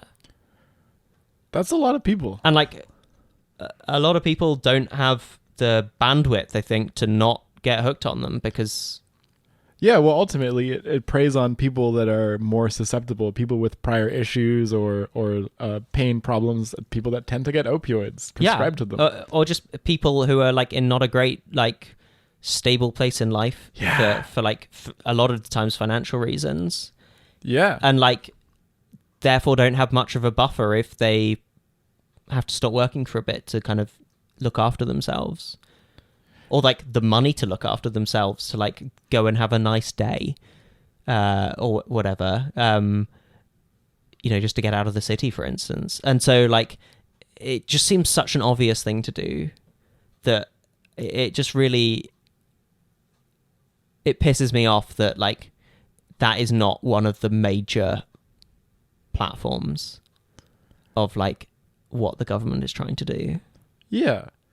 I totally agree. As much as I think it's people's freedoms to do what they want with their bodies, I don't think that doctors should be people giving you opioids if there's better alternatives. Yeah, I mean, it's just sort of like, like if something that killed you half the time was also an effective treatment, but there were other effective treatments. Pick the other thing. You would just do the other thing, right? Like... Yeah, absolutely. We don't do a lot of medical treatments that are bad for you because, like for instance, in the UK, they've mostly stopped using diazepam for anxiety, which is like a tranquilizer. It's hugely effective. Like I took it for a while, like occasionally for anxiety, and like it is miraculous how well it works. Is that like a benzodiazepine kind of? Yeah. But they are very addictive. Yeah. Partly because they work very well. But like, but they've just stopped using them because the risk profile is too bad. Well, it's crazy. It's worse than alcohol, and the withdrawals can kill you. Yeah, right? But like, it is a very effective drug for anxiety. I believe it. But like the UK, I think just saw too many people getting addicted and was just like, nope, let's knock this on the head. Yeah. That's a hard one to kick. It's a hard one to kick. And like, it's hard as the problem like snowballs. It becomes societal level very quickly. Yeah. Well, it's just like chemical alcohol that doesn't get you as fucked up. Yeah. And that like is physiologically addictive in a way that alcohol isn't. Is it? Yes. You can die from alcohol withdrawals as well. You can, but like I think it like gets your hooks into you of like, oh, I could just have another little bit. Yeah. In a way that alcohol seems like statistically less addictive. Probably. I don't know. I don't really know the mechanism for like how much of that is like physiological dependence versus like mentally would like some not feeling horrendous now, please, thank you. Yeah. Because like alcohol doesn't make you feel instantly not like you're about to die. Well, the other thing with alcohol is if you drink too much, you throw up. That is a good. It is kind of self-limiting. Mechanism. Yeah, that is true. Whereas with pills, you can take as many as you want. Well, and also like with alcohol, if you drink too much, you also feel awful. Yeah. Quite quickly. I mean, I've never tried anxiety pills before, but I'd imagine you don't feel great the day after if you do a bunch. I guess if you do a bunch, but if you do like just a normal dose, yeah, I imagine it's fine, right? You feel actually really good because you weren't feeling anxious for several hours, and like so you might sleep properly for the first time in quite a while. Yeah, I could see why that would be really addicting. Yeah, they would like. Yeah, they're really good in terms of which. I'm not a particularly addictive personality and like how I go with things, but like I 100% understand why someone would find that addictive, even if they had good self-control. Yeah, because like being in the midst of like a big anxious episode is so all-consuming that like even if it just resets you to feeling normal again is a relief that is hard to like express. Yeah, I would imagine, and I think that it really plays to like the, I don't know, in my mind it's always the root of addiction is like a problem that people are trying to self-medicate. Like if you felt fine and you took a pill and you felt fine after, you wouldn't have the same pull as if you were in like this mental breakdown or this extreme anxiety and you took it. It'd be a lot bigger relief. For sure. Yeah. Anyway, I mean, it's all mental health problems for people, isn't it? Yeah. Yeah, basically. And like obviously I'm not saying that stopping prescribing opiates is going to fix any of that. Yeah. But I just thought it's just such an obvious low-hanging fruit. No, I totally agree. In a problem that is so complex and so expensive to solve. Yeah. I can't believe that like 10% of people on a yearly basis get prescribed that. It's like a incomprehensibly large number. Like I knew someone that got the flu and got codeine syrup. It's just like what are you doing? I find actually opiates a really unpleasant experience. But really, yeah, I had them prescribed once for like I had a moderately serious injury and like so I got some prescribed at the hospital and then I just felt so woozy and like crap. But then I think that's because I didn't have any like anything I was trying to escape from. I was just like having a regular life and then I felt like woozy and detached from it. And then I'm like, well, that's not very nice. I kind of want to feel awake properly because I want to like drive safely or like walk and feel the air nicely and like be able to work productively and things. But like if you actually kind of wouldn't mind feeling a little woozy and detached from your life, I can see why you'd find that hugely a plus. Yeah. And then you're kind of on a bad. It's quite the trajectory to put your life on for sure. Yeah. But yeah, it's interesting. It's a very odd issue, but I find it very neat. I'm very influenced by this author and a local doctor here actually, who's now retired, Gabor Mate. Mm-hmm. Who I would love to interview on this podcast. It's a dream of mine. Yeah, that'd be cool. He did ayahuasca with my dad. That's so cool. He's a neat fella. I met him once when I was like a kid, and I know he has a very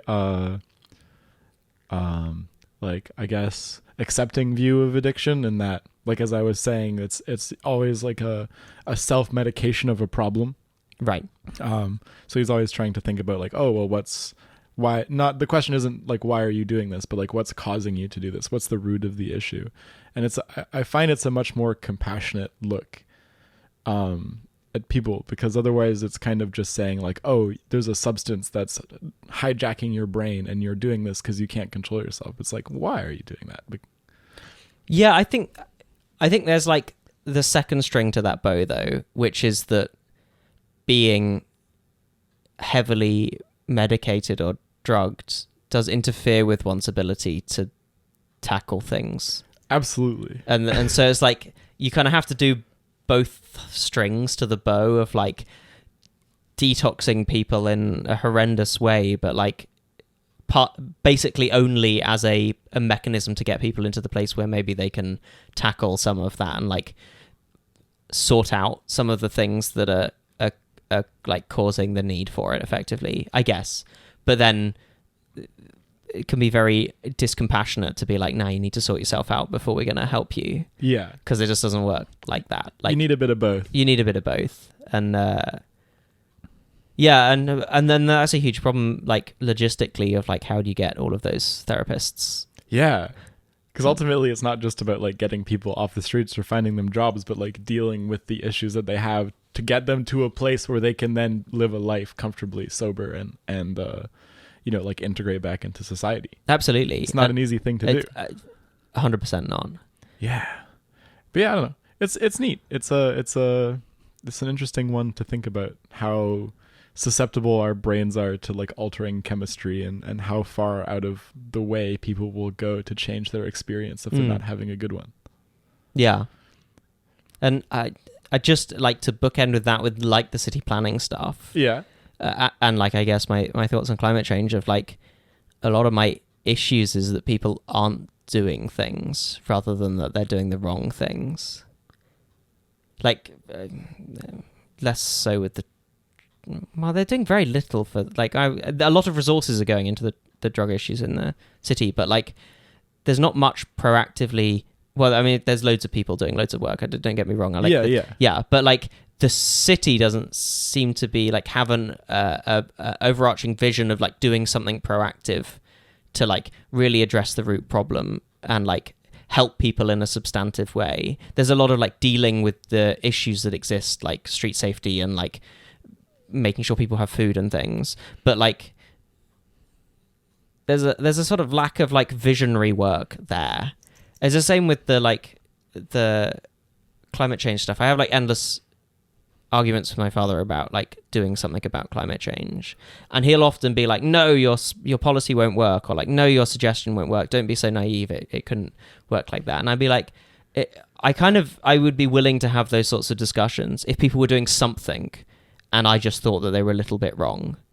Then I'd be willing to have like a nuanced discussion about like, should we like motivate companies using financial measures or using like punishment, or by giving them, they're like what's the mechanisms of state here? I understand that is nuanced, but what I don't think is nuanced is actually doing something. And like, we're not doing something, and so my suggestions your corollary to my suggestions are not doing something, and that is, as far as I'm concerned, not an option. Well, it's the worst option because you don't make anything better. Yeah. It's like you could be making it actively worse. And like just a little bit better than that is doing nothing. Right. And then but you have like this whole world of things that you could be doing. And like, if they were happening, then I'm sure some of my opinions about how to do those things are wrong. I have no clue. I have no thought that I actually have the answers on how to like solve climate change. It's too big a problem, or like even like address Vancouver's like drug issues. Yeah. How would you implement something like that at all? But what I do know is you have to do something. You actually have to go and do something, and like, that's my frustration, is that people just aren't. Like, the governments aren't prioritizing it and aren't actually doing something, and like, I find that quite upsetting. Absolutely. I totally agree. It's all about action ultimately. Yeah. Like, if the city was trying to house everybody but not giving people therapy, like, one could have a debate all day about like how to do that, but they're not doing either of those things. And like, both of them are necessary. Absolutely, yeah. Then it's all about the nuance of it. Like, oh, what do you do first? How much of resource should we go to A or B? Yeah, Whatever, like right? what sorts of therapies are effective for which people, and like what mechanisms can we help people like be motivated to do stuff. Like all really interesting problems and like really interesting questions and like worthy of lots of discussion. But like to me, what isn't worthy of any discussion is should we do something? Like let's get doing something and we'll find out what's wrong and we'll fix it. And like particularly with climate change, of like there's no point in having a discussion about whether or not like insulating all the houses is an effective way of dealing with it or something. I was just like, do all of it, like, and then discard the stuff that doesn't work. But what isn't an option here is not doing any of it, and that's what's happening. And like, you're humming and hawing about. This is me just reliving my disagreements with my father. Like the suggestion of not of like humming and hawing about whether or not something is a good solution is just a really good way of not doing anything. Yeah, it's a lot better to do something and realize it was wrong and then learn from that and do it slightly better. And a lot than of to like do nothing. the good things, particularly in the UK, like a lot of the good things that we live with happened in the 70s when the government did stuff.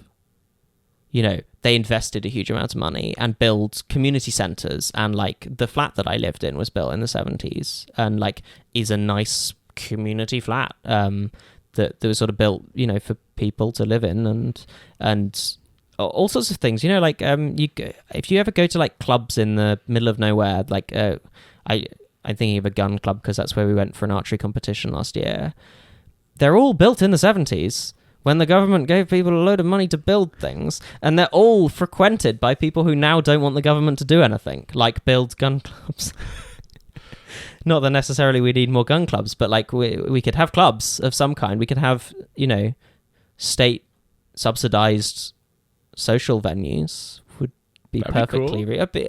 but like those all things happened like in the 70s before like in the UK before Thatcherism came in, and like it's very frustrating to see people who've benefited their entire life from that sort of investment then being like, no, we shouldn't do any more of that investment. My investment was fine, but like this new investment, that wouldn't benefit me. Yeah. Because I don't need a little club to play, Monopoly and in the center of the city because I live in my like 5-bedroom house in the outskirts. What a waste of money, right? Giving community to people. Yeah, it's terrible. It's pretty crazy. But I don't know. I honestly don't know enough about it to have that strong of an opinion. Yeah, I have lots of strong opinions. I hope that I'm right. I'm always hoping that if I am just chatting complete nonsense, that like I have enough smart people who I'm friends with that they'll tell me that I'm full of crap. I hired when I was sorry. I used to be CTO at a company, and is the main thing I was hiring for were people who'd like call me out on my nonsense. It's a valuable thing to have in an employee, isn't it? So much so, because I was like, I chat a lot of nonsense, I'm sure, and like what I really need to not have is someone who's going to agree with it when it's wrong. Like those people are also usually clever and like good at whatever job you give them, but like they need to be really keen to just call everybody out on their bullshit constantly. Yeah. Well, it's probably a spectrum, You have people that are constantly agreeable and people that will just tell you how it is, but some people are in the middle. They'll be like, that's fine. That's passable. Yeah. Or he could learn from that mistake. And like I don't mean in like a mean way. I really the people that we ended up hiring were so good at that, of like they wouldn't let things that were just factually wrong fly, and like things that were dangerous or whatever, like 100%, but like weren't mean about it at all. And that's like the perfect balance. And those are rare people to find. Lucky to find someone who can be kind but also correct. It's a good thing to strive for. That's I strive for it, but I'm not sure. I hope I get the correct somewhat right, and I hope I'm not too much of a bastard, but I'm sure there's plenty to improve on. Always. But I mean, like, that would be pretty boring if there wasn't, would it? If you had it all sorted. What would you do? Yeah, what would you do? Truly. Yeah. That was quite a good tangent. I was hoping we could talk a little bit about technology, because it seems like it's something you know somewhat about. Sorry, my mic is falling. It's going to be in a weird spot, obstructing my vision from the camera. Completely blocking your face. Yeah, well, I have a whole degree on technology, supposedly. What's your degree? So a computer science degree. Oh, cool. Yeah, which is sort of like maths, but for worrying sand. Worrying sand? Yeah, well, like I always say, like computers are just very anxious sand. it's just sand that we've like tricked into just caring about numbers too much, and it's a bit cruel in my mind. That's interesting. I seem to make a lot of friends with people in computer science. Yeah, I don't know. I don't know why that would be, but I mean, I say that these people were my friends before they got into computer science. So you corrupt a lot of people to go to computer science? I hope. Well, I don't know. Yeah, what have you wrought for your friends to push them towards computer science? What life have you made for them? I don't know. It's quite good. I always view it as like it's like science, but for something that's entirely man-made and therefore much less complicated. Real science, really hard. Like biology, what the hell? It's like incredibly complex. Like computers, it's just a load of zeros and ones. There's a lot of zeros and ones, to be fair, like trillions of them, but like a countable number of zeros and ones. Whereas biology, you got all these like proteins and fluids and DNA and all that stuff. And like ion exchanges and all sorts of stuff that like is very small, very hard to observe, very hard to predict, and like really matters. Yeah. I don't know. I've always been more of a biology fella, but yeah, but like computer science is like a science, but like a toy science, because it's like I'm going to do science on these Lego blocks that I've made rather than these real life rocks or whatever, because they're much simpler and I know what Lego blocks are like. Yeah, I was actually learning about it the other night. I went to a St. Patrick's Day party, and by the end of it, I was talking to two of my friends about like bit redundancies and like parity bits and stuff. I'm so sorry. No, it's really interesting. It totally blew my mind. But anyway, it's a random tangent that I hope we don't dig into, because it took me forever to like clue into how it worked. But I'm not sure I could accurately explain it. Really, it's been too long.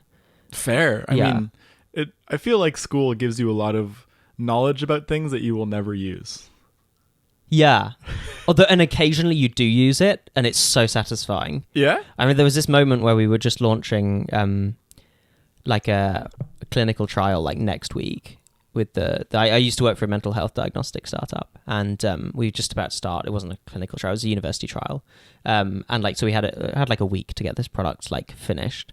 And I like found an issue where like if you had put in this like third-party diagnostic tools data in with our like surveys data result thing, like it went wrong in a specific way that we hadn't been able to test because it had two systems talking to each other. And I like realized that I could solve this using like one of the like first binary logic like tools that you use, which is like a conversion between two different forms of binary logic. I realized I could use this, and that like finally my degree was coming in like clutch, and it was such like a wonderful one. I was like, De Morgan's theorem, I can use it finally. I've actually used like a concretely part of my degree. That's so funny. It was such a good moment, and because mostly you just use you picked up a lot of knowledge, but you don't think think of it as knowledge. Like I feel like some people are like, oh, you don't need a computer science degree, what are you talking about? And I'm like, but I kind of understand now, like pretty instinctually, how computers work in their entirety. Like any part of a computer, I could at least have a guess of how it worked. Probably not accurately or in detail, but like I've got instinctual understanding vaguely of how it works. And like I think that's what my degree gave me, which is actually incredibly useful. Yeah. But I don't use the like knowledge that the degree gave me very often, but like that vibe, like that instinctual understanding of how computers work I do use constantly, because it's how you know what to tell the computer to do and how to do it well. Yeah.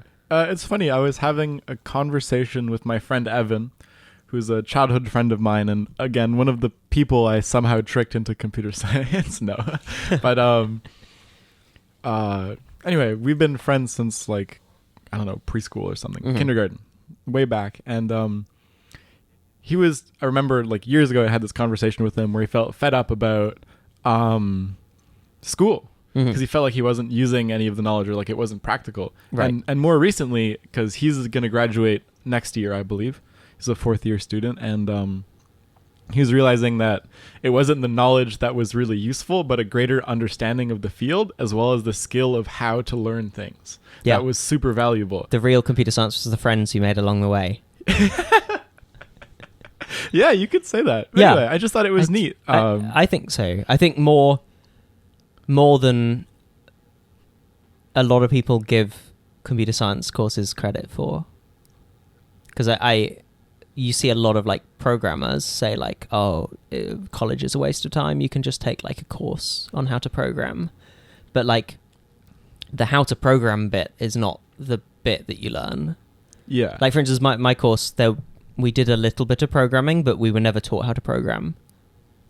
Like, none of our courses involved programming. Really? They just assumed you'd figure that out? Yeah, they're just like, well, if you can kind of survive here, you learn how to program. Let's take a course on it. Yeah, I mean, if you're, like, interested enough to get into this course to start with, you probably already program, let's be honest. And if you don't, like, why are you here? Just learn how to program. Really, it's not that hard. And so they would teach us, like, weird esoteric programming things, like weird languages that no one used, because they, like, made your brain think differently about stuff. And then that's the only programming really they taught us. Cool. It's just, like, weird stuff that is like a mind screw thing. And then, like, other than that, it's like, you'll learn how to program. You'll, like, pick something up. Obviously, like, you're going to have some coursework at some point. That's probably going to involve some programming, but you will have already learnt it. Yeah. Like, that happened to my other friend who got into computer science. He's my friend John, who wants to go into city planning. And like, what a smart fella. And he, out of high school, learned to code on his own, did a course to get a certification, and then got a high-paying job to pay for his university degree out of high school. That's like so 18, working like a full-time programming job, like a salaried wage or whatever. Like, yeah. It's so cool. There we go. Yeah, I mean, programming is such, like, a gold rush. Like, I feel so unfairly lucky that it happens to be something that I'm good at this point in time, in the whole of, like, human existence, the whole, like, even the last, like, 6 decades that I could have been born or whatever, like, grow up in. Like, it happens to be that something that I'm pretty good at is, like, hugely overvalued. Do you think it's overvalued or just, like, extremely valuable?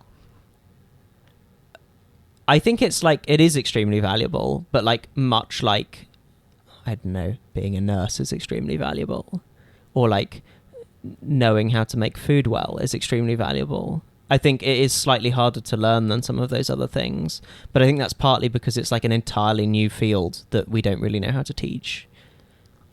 And so I, like, 20 years down the line, 40 years down the line, I suspect that programmers will not be paid an outlandish amount of money in the same way. Probably still as much as, like, a highly skilled profession, right? Because it is still a highly skilled profession. But, like, yeah, not like, not really properly amazingly good salaries from the get-go, which is kind of how programmers are paid now. Yeah. And I just feel incredibly, I just feel incredibly lucky that happens to be what, number one, I'm interested in. Number two, what my parents, like, sort of by accident got me into, because I don't think they were, like, I don't think my dad was trying to get me into programming, but, like, we did a little bit of programming because he did it. And what, like, I happen to be kind of unfairly good at, of all the things I've tried. I just so fortunate, because, like, if my passion and what I was really good at was, like, caring for people medically, I mean, I guess I could be a doctor, but, like, if I wanted to be a nurse, it's not like I would be paid enough to, like, not have to worry about things. Yeah. And like I recognize that as like it's just tremendous luck. Yeah, in a way. Or like if I wanted to be an artist and I would be like, I was a really good artist, like I wanted to pursue the ceramics full time, like I could probably make a living off it, but like it's not like I'd be comfortable and chilling. Yeah. Well, then you turn like a passion project into something that you need to do to eat, and I feel like that takes away a lot of it as well. For sure. But like I think people should be able to make a full-time living off that. Yeah. Yeah, and like but it just sort of doesn't really work, or like barely works to be a full-time artist. Yeah, unless you get really lucky. Yeah. Or like grift like super hard, like work really really really really hard and like do everything all at once, like teach and create and do marketing for yourself, right? Like do the social media stuff and create content, and like if you push really hard, then like sure.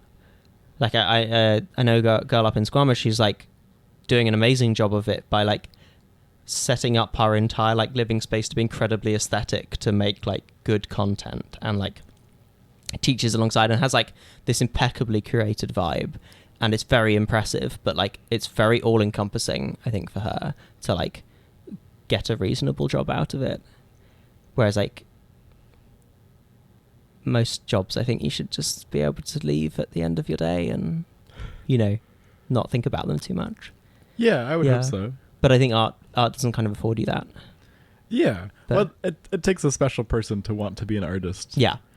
Got to be a little obsessed about it. For sure. Because I don't know, it's a big time commitment to create. It is, and a big emotional thing. Like one of the things that I didn't kind of expect when I started work was how instantly my like ability to make some of my bigger pieces disappeared, because I hadn't realized they take just a colossal amount of emotional investment to like see something that takes that long, that like can go wrong at any second, into being. It's like it's so much work and like so much hype for it that as soon as you've like got anything else that drains a bit of your energy away, that it's just like the hype is not enough to get over like that activation energy. Yeah, it's really scary, especially when it's something that can break or can fail on you. And I have had pieces. I had a piece, like my first really big sculpture that I did, just fell apart in front of my eyes.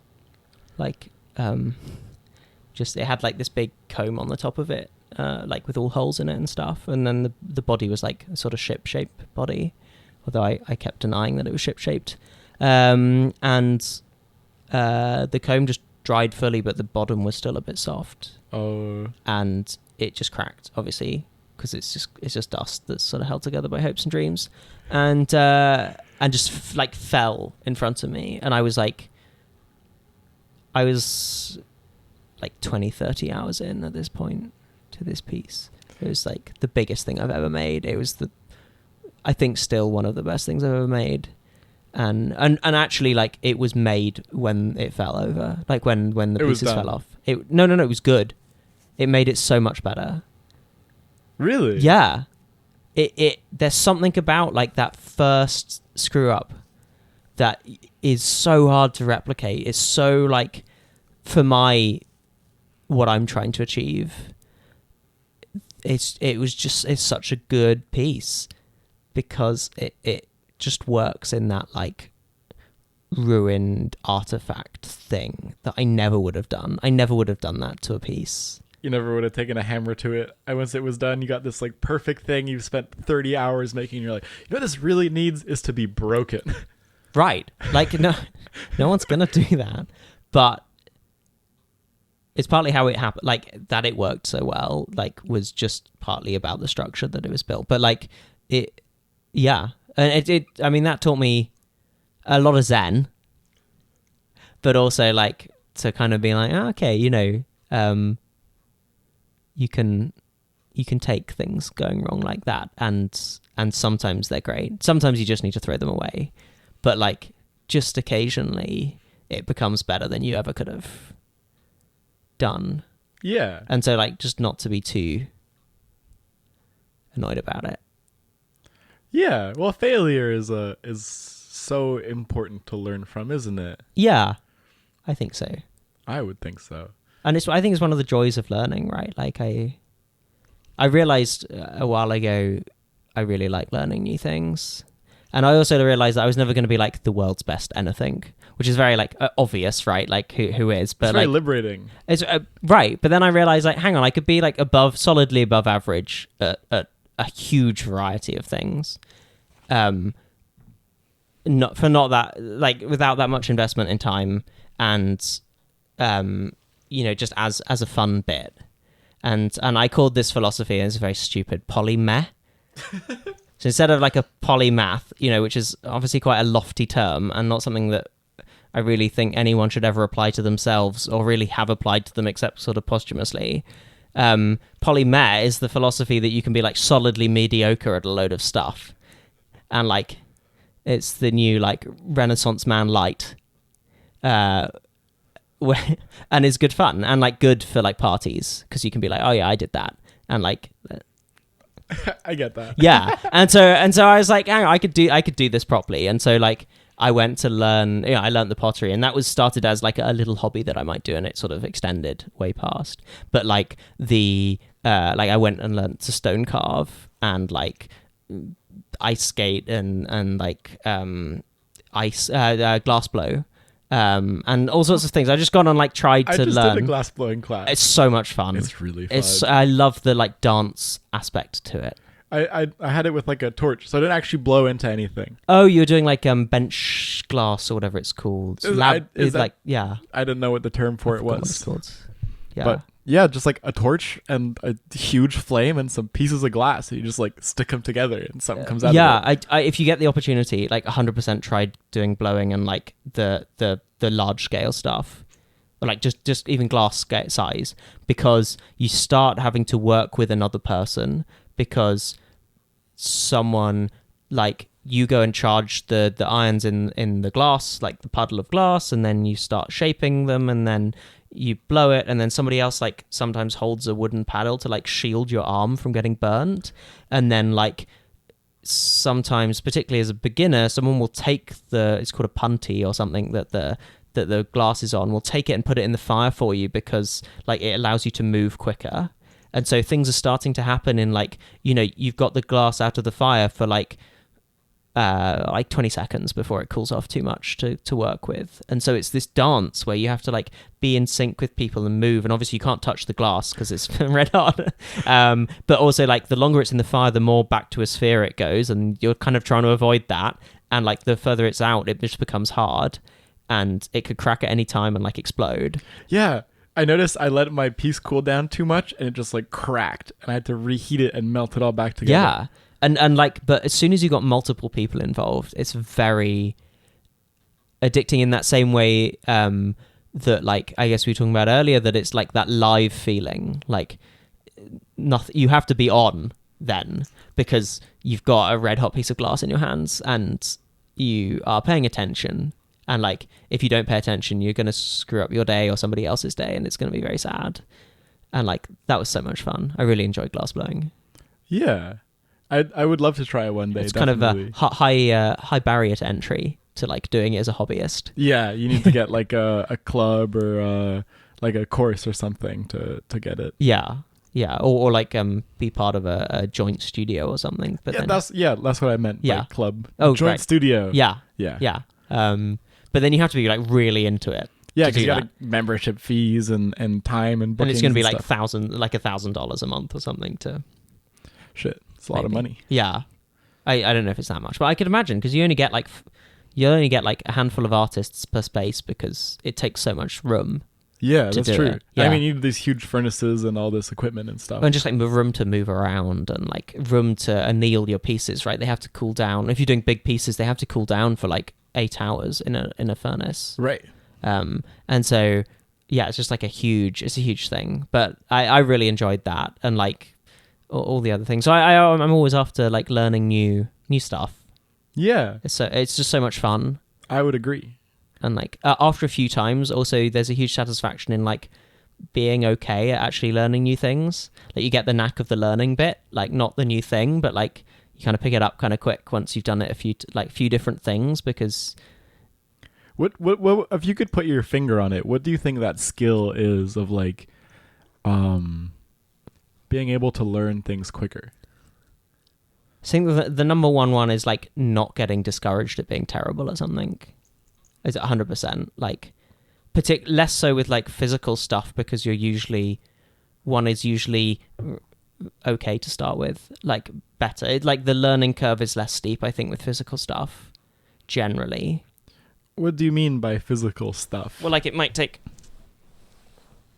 I don't know. It takes like 20 minutes on a lathe to start to at least get a cut where you're not terrified, right? Or like with throwing to make like a terrible mug, it'll be like your third attempt and you'll be like 2 hours in. Whereas like, I know, like learning 3D software or learning a new programming thing or learning a new like conceptual thing, it could be like days, weeks of like sucking badly and feeling like you know nothing. I get that. And I guess same with like maybe same with like instruments maybe as well, because they're much more dexterous and like much less transferable skills from your usual day-to-day life. Yeah. That being ready to suck for like a week is kind of, or like 2 weeks or like 2 months or more is something that requires like practice, I think. Yeah. And like I think that's one of the big skills. And I think particularly for people who are struggling and like being frustrated by stuff, it can be really useful. Actually, something that I think like social media really doesn't help with, because we see people who are really good and we also like are encouraged to share our stuff right from the get-go, and so it can be quite demotivating if it's terrible. Yeah, well, also people glamorize it a lot, I find, with anything, you know? I think people should feel good about being like okay at things. Yeah, well, it's much better than being not meh. Exactly right. Like it's much better than not doing something, even if you're bad at it. Like it's much better than not doing something, unless obviously you're doing like harm to people. But like if you're terrible at least at painting, you're good at doing it. Right? Like if you're painting or something, like even if it sucks, it's better than not painting. Yeah, absolutely. And so anyway, so I think like being ready to suck at stuff. That's number one, and then there's some like specifics I think about trying to get as much out of the like demonstrations that people do as possible, of like trying to really read what their body is doing as much as possible. And that's more so with the physical stuff that requires more of your body engaged. Yeah. Like throwing, for instance, like watching properly, like where are people's weight going, like where's their and like climbing as well, right? Like being a bit more analytical about both the other person's movement and your own can really help like get quickly. And like quite often I've been in the position where I've been able to ask instructors like in one-on-one time, like where's your weight going when you're doing that? Like what are you doing? And I think that can be really helpful. And actually often instructors are like, I haven't thought of that before. And like you're like, no, it really does matter. Like where's your weight going? I like when I was learning to ice skate, like where's your weight going there? And they're like, let me try it out. And then they'll do it and then they'll tell you, and then you'll be like, okay, no, my weight should have been near my toes there, and that's why I'm having problems. Yeah, I noticed that with skiing actually. I used to skate very like heel heavy. And then someone gave me the tip to like feel it through like my toes and like the ball of my foot and my big toe like pushing. Right. And that totally changed it. And I'd never thought about it. No one told me that. Right, 100%. And like when you're trying to like accelerate the learning process, it's like trying to work out partly from what your instructors are saying, like what they're hinting at, but like trying to really incise down to what matters there. So I think those are the two things. And just going for it. Yeah, I think those are extremely valuable things. Yeah, I guess the one thing I would add, thinking of your list, one thing that I think is super important is actually just like the breadth of experience of trying new things. Yeah. Like the actual connection you make to like the physical literacy of a skill or like the conceptual knowledge, like as you were saying, like learning weird esoteric coding things that makes you think about it in more ways, so when you're applying it, it helps you. Or like, and there's always like little transferable bits of the toolbox or whole swathes of the toolbox It totally. that just mean that you can like lift a huge amount of stuff. And like, yes, you know, I've grown up making stuff my whole life, and so that gives me quite good, and it sounds like you've got the same thing of like quite a good just ability to do stuff with your hands. I would hope so. Yeah, and like that means learning a new like physical art skill is a lot easier because you already have the dexterity and like knowledge of how to use your hands, and like that already gives you a big lift. Absolutely. And so once you learn one skill, it makes the next skill twice as easy to learn, and then the next skill not twice as easy but slightly easier again, and like you get the transferable stuff. And yeah, absolutely. But you'd never get there if you weren't willing to try. 100%. And I think that's one thing that like I feel very, very fortunate to have been given in my childhood, is like this belief that you can make things. I think it's like I don't know, this is like me getting very like probably nonsense philosophical of like, I think that there are people who just believe blindly that they can probably make something or do something, like particularly make things, and like it occurs to them to do it. And then there's a lot of people who, because they never have particularly while growing up, it just doesn't occur to them that they could. And that if you can flip that switch, then you'll become a making kind of person. I get what even you if you're mean. terrible at it, like that you very quickly become not terrible at it as soon as you actually do it. But like if it occurs to you that like, I've got this problem, hang on, I could just make something for it. Like, I think it's one of the very few things where like I think I see like distinct differences between people that I think I can point to, because lots of like people are mostly the same, and like there's big spectrums, but I do feel like some people it just occurs to them that they could make something in this particular case, and then to a lot of other people it just never occurs to them that they could do that. Yeah. And I don't find people who are like in the middle where they're like occasionally think, I could do that. But I think it's so empowering. It's so good to be able to make stuff that Absolutely. like I want everyone to be on that bandwagon of like, I could just do that, couldn't I? It frustrates me immensely when I talk to people and I'm like, just do it, and they're like, nah. Yeah, and I just I want people to have that. Yeah, absolutely. It's so fun. Like I don't know, someone wants to like, oh, it'd be fun to make art and make something. Yeah. No, I'm too busy, or I'm not a very artistic person. I'll leave that to artists. I'm like, no.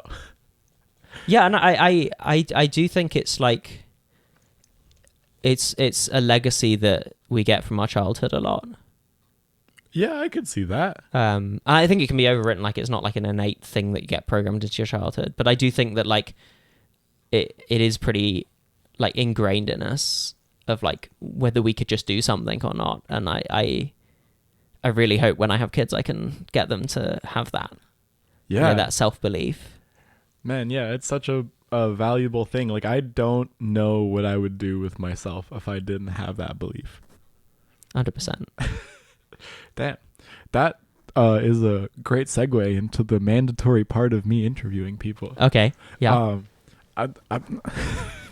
What were you like as a little human being? A small Giles? A small Giles. I was very small. Really? That's the first thing. I'm still not a huge guy, but like I was exceptionally tiny as a child, all the way up till I guess I was about like 14 or something, and then it's not like I had a huge growth spurt. I was still quite small. I got to be like more normal size at that point. But yeah, all of my like school pictures are like I'm tiny, just absolutely minuscule. It's very funny. But apparently I didn't really not see myself as an adult. Yeah? Like I had like very little kind of imposter syndrome. Apparently it's one of the few things that I can like point to. How so? I just like, I think I spoke to adults as if I was like one of them a lot. Like took part in discussions as if I was like a peer. Which I think is like it can be quite like a off-putting characteristic to quite a lot of people, but also like serves you very well in life, I find. So you feel like you've carried that on to this day? I think so. That like there's very few people or like no people who I would think that I couldn't raise my opinion with them on something, that my opinion would be less valid than theirs. I mean, like on facts, absolutely, but like that I wouldn't be worthy just based on who they are, that I couldn't like have a chat with them. And I think like lots of adults have that, but like I guess that was a slightly more unusual thing as a child. But like it does serve you very well, particularly in like career stuff, but also just generally like to just be able to talk to people who are really interesting and who you kind of like a bit starstruck by, but like not be fazed by it. It does piss people off though, but I take that. It's a good recipe for an interesting life, which is kind of the whole objective there. The goal. I mean, what else is the point, really? Truly. So here's minuscule Giles and you're chatting up people. Do you think you've changed a lot as like a person? Do you feel like you've maintained like a stable image of yourself, or have you gone through like a big iterative changes? I think broadly I've stayed fairly similar. Okay. I think one thing that did happen as I was leaving university is I really became a lot more conscientious. Yeah? Because I'm now, I think, like almost obnoxiously conscientious, as much as I probably not like to an extreme degree, but like I'm quite obnoxious about my conscientiousness. And I will put myself in a lot of like inconvenience to do the right thing a lot of the time. By conscientiousness, are you talking about it in like a personality shift, like very like orderly, trying to do things like a certain way? How would you define conscientious? I mean like conscientious morally. Okay. Although like I don't think I'm morally perfect, but like when I was in university, I really didn't. And like this is classic for like children, basically, like not really cared that much about one's impact on the world.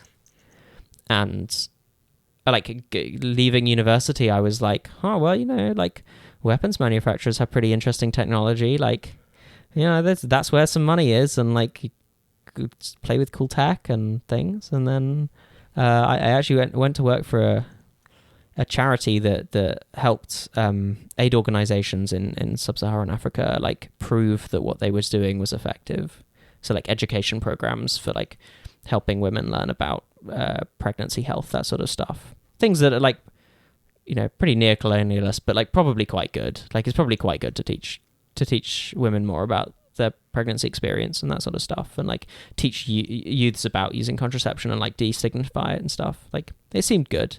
And I worked with those people like by accident, just because of like someone I met randomly, and like through that and just maturing as an adult, I became quite morally like strong in a way that I never was until that moment. Interesting. Yeah, and that I find kind of interesting because I was pretty late to that, right? I was like 21 when that happened, and so I have had enough self-introspection through that time to like know what I was thinking then, and that like I was a fully conscious person and like should have been more responsible, but also to know that I was just like, yeah, I could go and work for some like heinous people and do some heinous shit, but it would be, like, well, it'd be interesting. And now like I don't like shop at Amazon, and I haven't done for 4.5 years, because I don't like how unhappy the delivery drivers are. That's the main reason. It just seemed like an awful company. I mean, yeah, for sure. Like, unshout out to Amazon. Absolutely unshout out. But like, it's really annoying to not buy stuff from Amazon, particularly here. Like, it's a huge pain.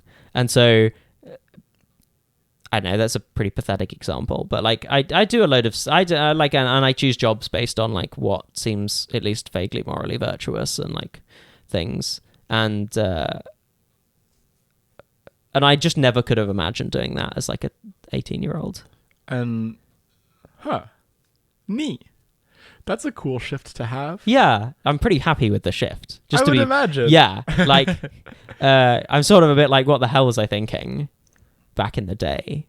but like and I wasn't along with that I wasn't as nice a person, I think, as I am. Like, I don't think I cared about people as much as I should have done, but I hope I do more now. Yeah, it's a good thing to strive towards, Yeah. isn't it? Cool. I certainly care more about being nice to people, I think. That's good. I'm glad to hear it. Which is a good start. Yeah. You've come off as a very generous and kind person, at least in my experience, knowing you. That's good to hear. That's true. I like that's what the thing about like people calling me out on my bullshit as well, is like I like to know when I've like crossed lines and stuff. It's particularly like Scandinavian people. Shout out to Scandinavian people for being very honest about things that they don't like about you, and that being very helpful. Yeah. I don't think I inherited that from my Scandi genes. Oh, okay. And the Dutch. Yeah? If you meet Dutch people, they are so upfront. It's like, it's very disarming and like quite strange. I get it. My friend Evan, who I mentioned, is Dutch, and he'll tell you how it is. Yeah, it's and good. I love that. I absolutely love that. It's very kind of reassuring in a very disarming way that you kind of know that you're not screwed up, because they will have told you. And I love that. Yeah, I have an immense amount of respect for people who are like that. I think it's a very healthy way to be. Absolutely. Yeah. I'm always striving for it, but I've been a very agreeable person my whole life, and so it's very hard for me to say it like it is sometimes. It's a work in progress always. Yeah. And I think there's like, I feel like it's harder if it's not obviously a cultural divide. Like, I think like in the UK, and I imagine Canada, like if you meet a Dutch person with like a Dutch accent and a Dutch mannerism, and then they tell you something that coming from a person who'd grown up in England would sound pretty rude, but then they just tell you something that's like true, but like kind of rude maybe, or like you kind of wouldn't necessarily hear from an English person. And if you came from just like someone who'd grown up in your town, you'd be like, what the hell? You just said that to me? Like, what did I do to hurt you? And then you're like, oh yeah, okay, yeah, it's just a cultural difference here, and like it's very valuable. But like, I think if you or I like tried to do exactly the same thing, I think people would not take it as a cultural divide thing, but like as a personality divide thing, and that they might be less receptive to it. I don't know. That's true. But I feel like it kind of ties into the whole unsolicited advice thing, where if you tell someone something's wrong, they might already know it and they really don't want to hear it. So yeah. But I really don't know. But then like it is hugely valuable sometimes to have someone tell you that something's wrong, because you sometimes don't know. Absolutely. And sometimes it forces you to face problems that you wouldn't otherwise face, because it's very easy to know something is wrong and do nothing about it. Yeah. But if someone calls you out on it, you're like, yeah, you're noticing it too. Maybe it's it's time to time to do something. Maybe it is time to have that shower after. Are you calling me stinky? That's not what I'm saying. Okay. It's just an easy example, right? Like, it's okay. Rather than like a personality flaw thing. No, it's good. It's good. I don't know how long you wanted this to run for, because it is like already past 11. Holy shit. We've been going for almost 2.5 hours. Oh my God. I find very easy to lose track of time when recording these. That's a long time. Yeah. I should probably head home soon. Okay. Yeah. It's been really fun. It has been. It's been great fun. I finally fulfilled my destiny. Yeah. As like a 20-something guy to be on a podcast. Is this true? I was the last man standing. Really? It was bound to happen. I guess so. I've been got. Yeah. Yeah. It's fun, isn't it? It's great fun. Yeah, it's kind of a cringy hobby, but like it's really fun. Oh no, I'm never. I listen to so many podcasts. Me too. So it'd be like so much the pot calling the kettle black if I had anything bad to say. But it does seem like it's a classic like mid-20s guy thing, isn't it? Yeah. Yeah. Absolutely. Yeah, I am the stereotype. Sorry, guys. But I don't know, man. That was great. Yeah. I don't know. Do you have anything you want to say? Any closing statements? Any? I get out the speech I prepared. It's it's been good fun. I'm glad. I think it's yeah. I always enjoy like I don't know. It's been fun. It's been fun. Yeah. I enjoy these sorts of chats. Me too. I think it went surprisingly well for not having a script. Do you completely word for word script these usually? I have questions scripted, and then I will deviate from them slightly or add things to them depending on the context. Okay. But like usually what I say is planned. Okay. Fair. And I just let the other person do it. But I'd like the vibe that this has gone to. Yeah, it's good. But, yeah.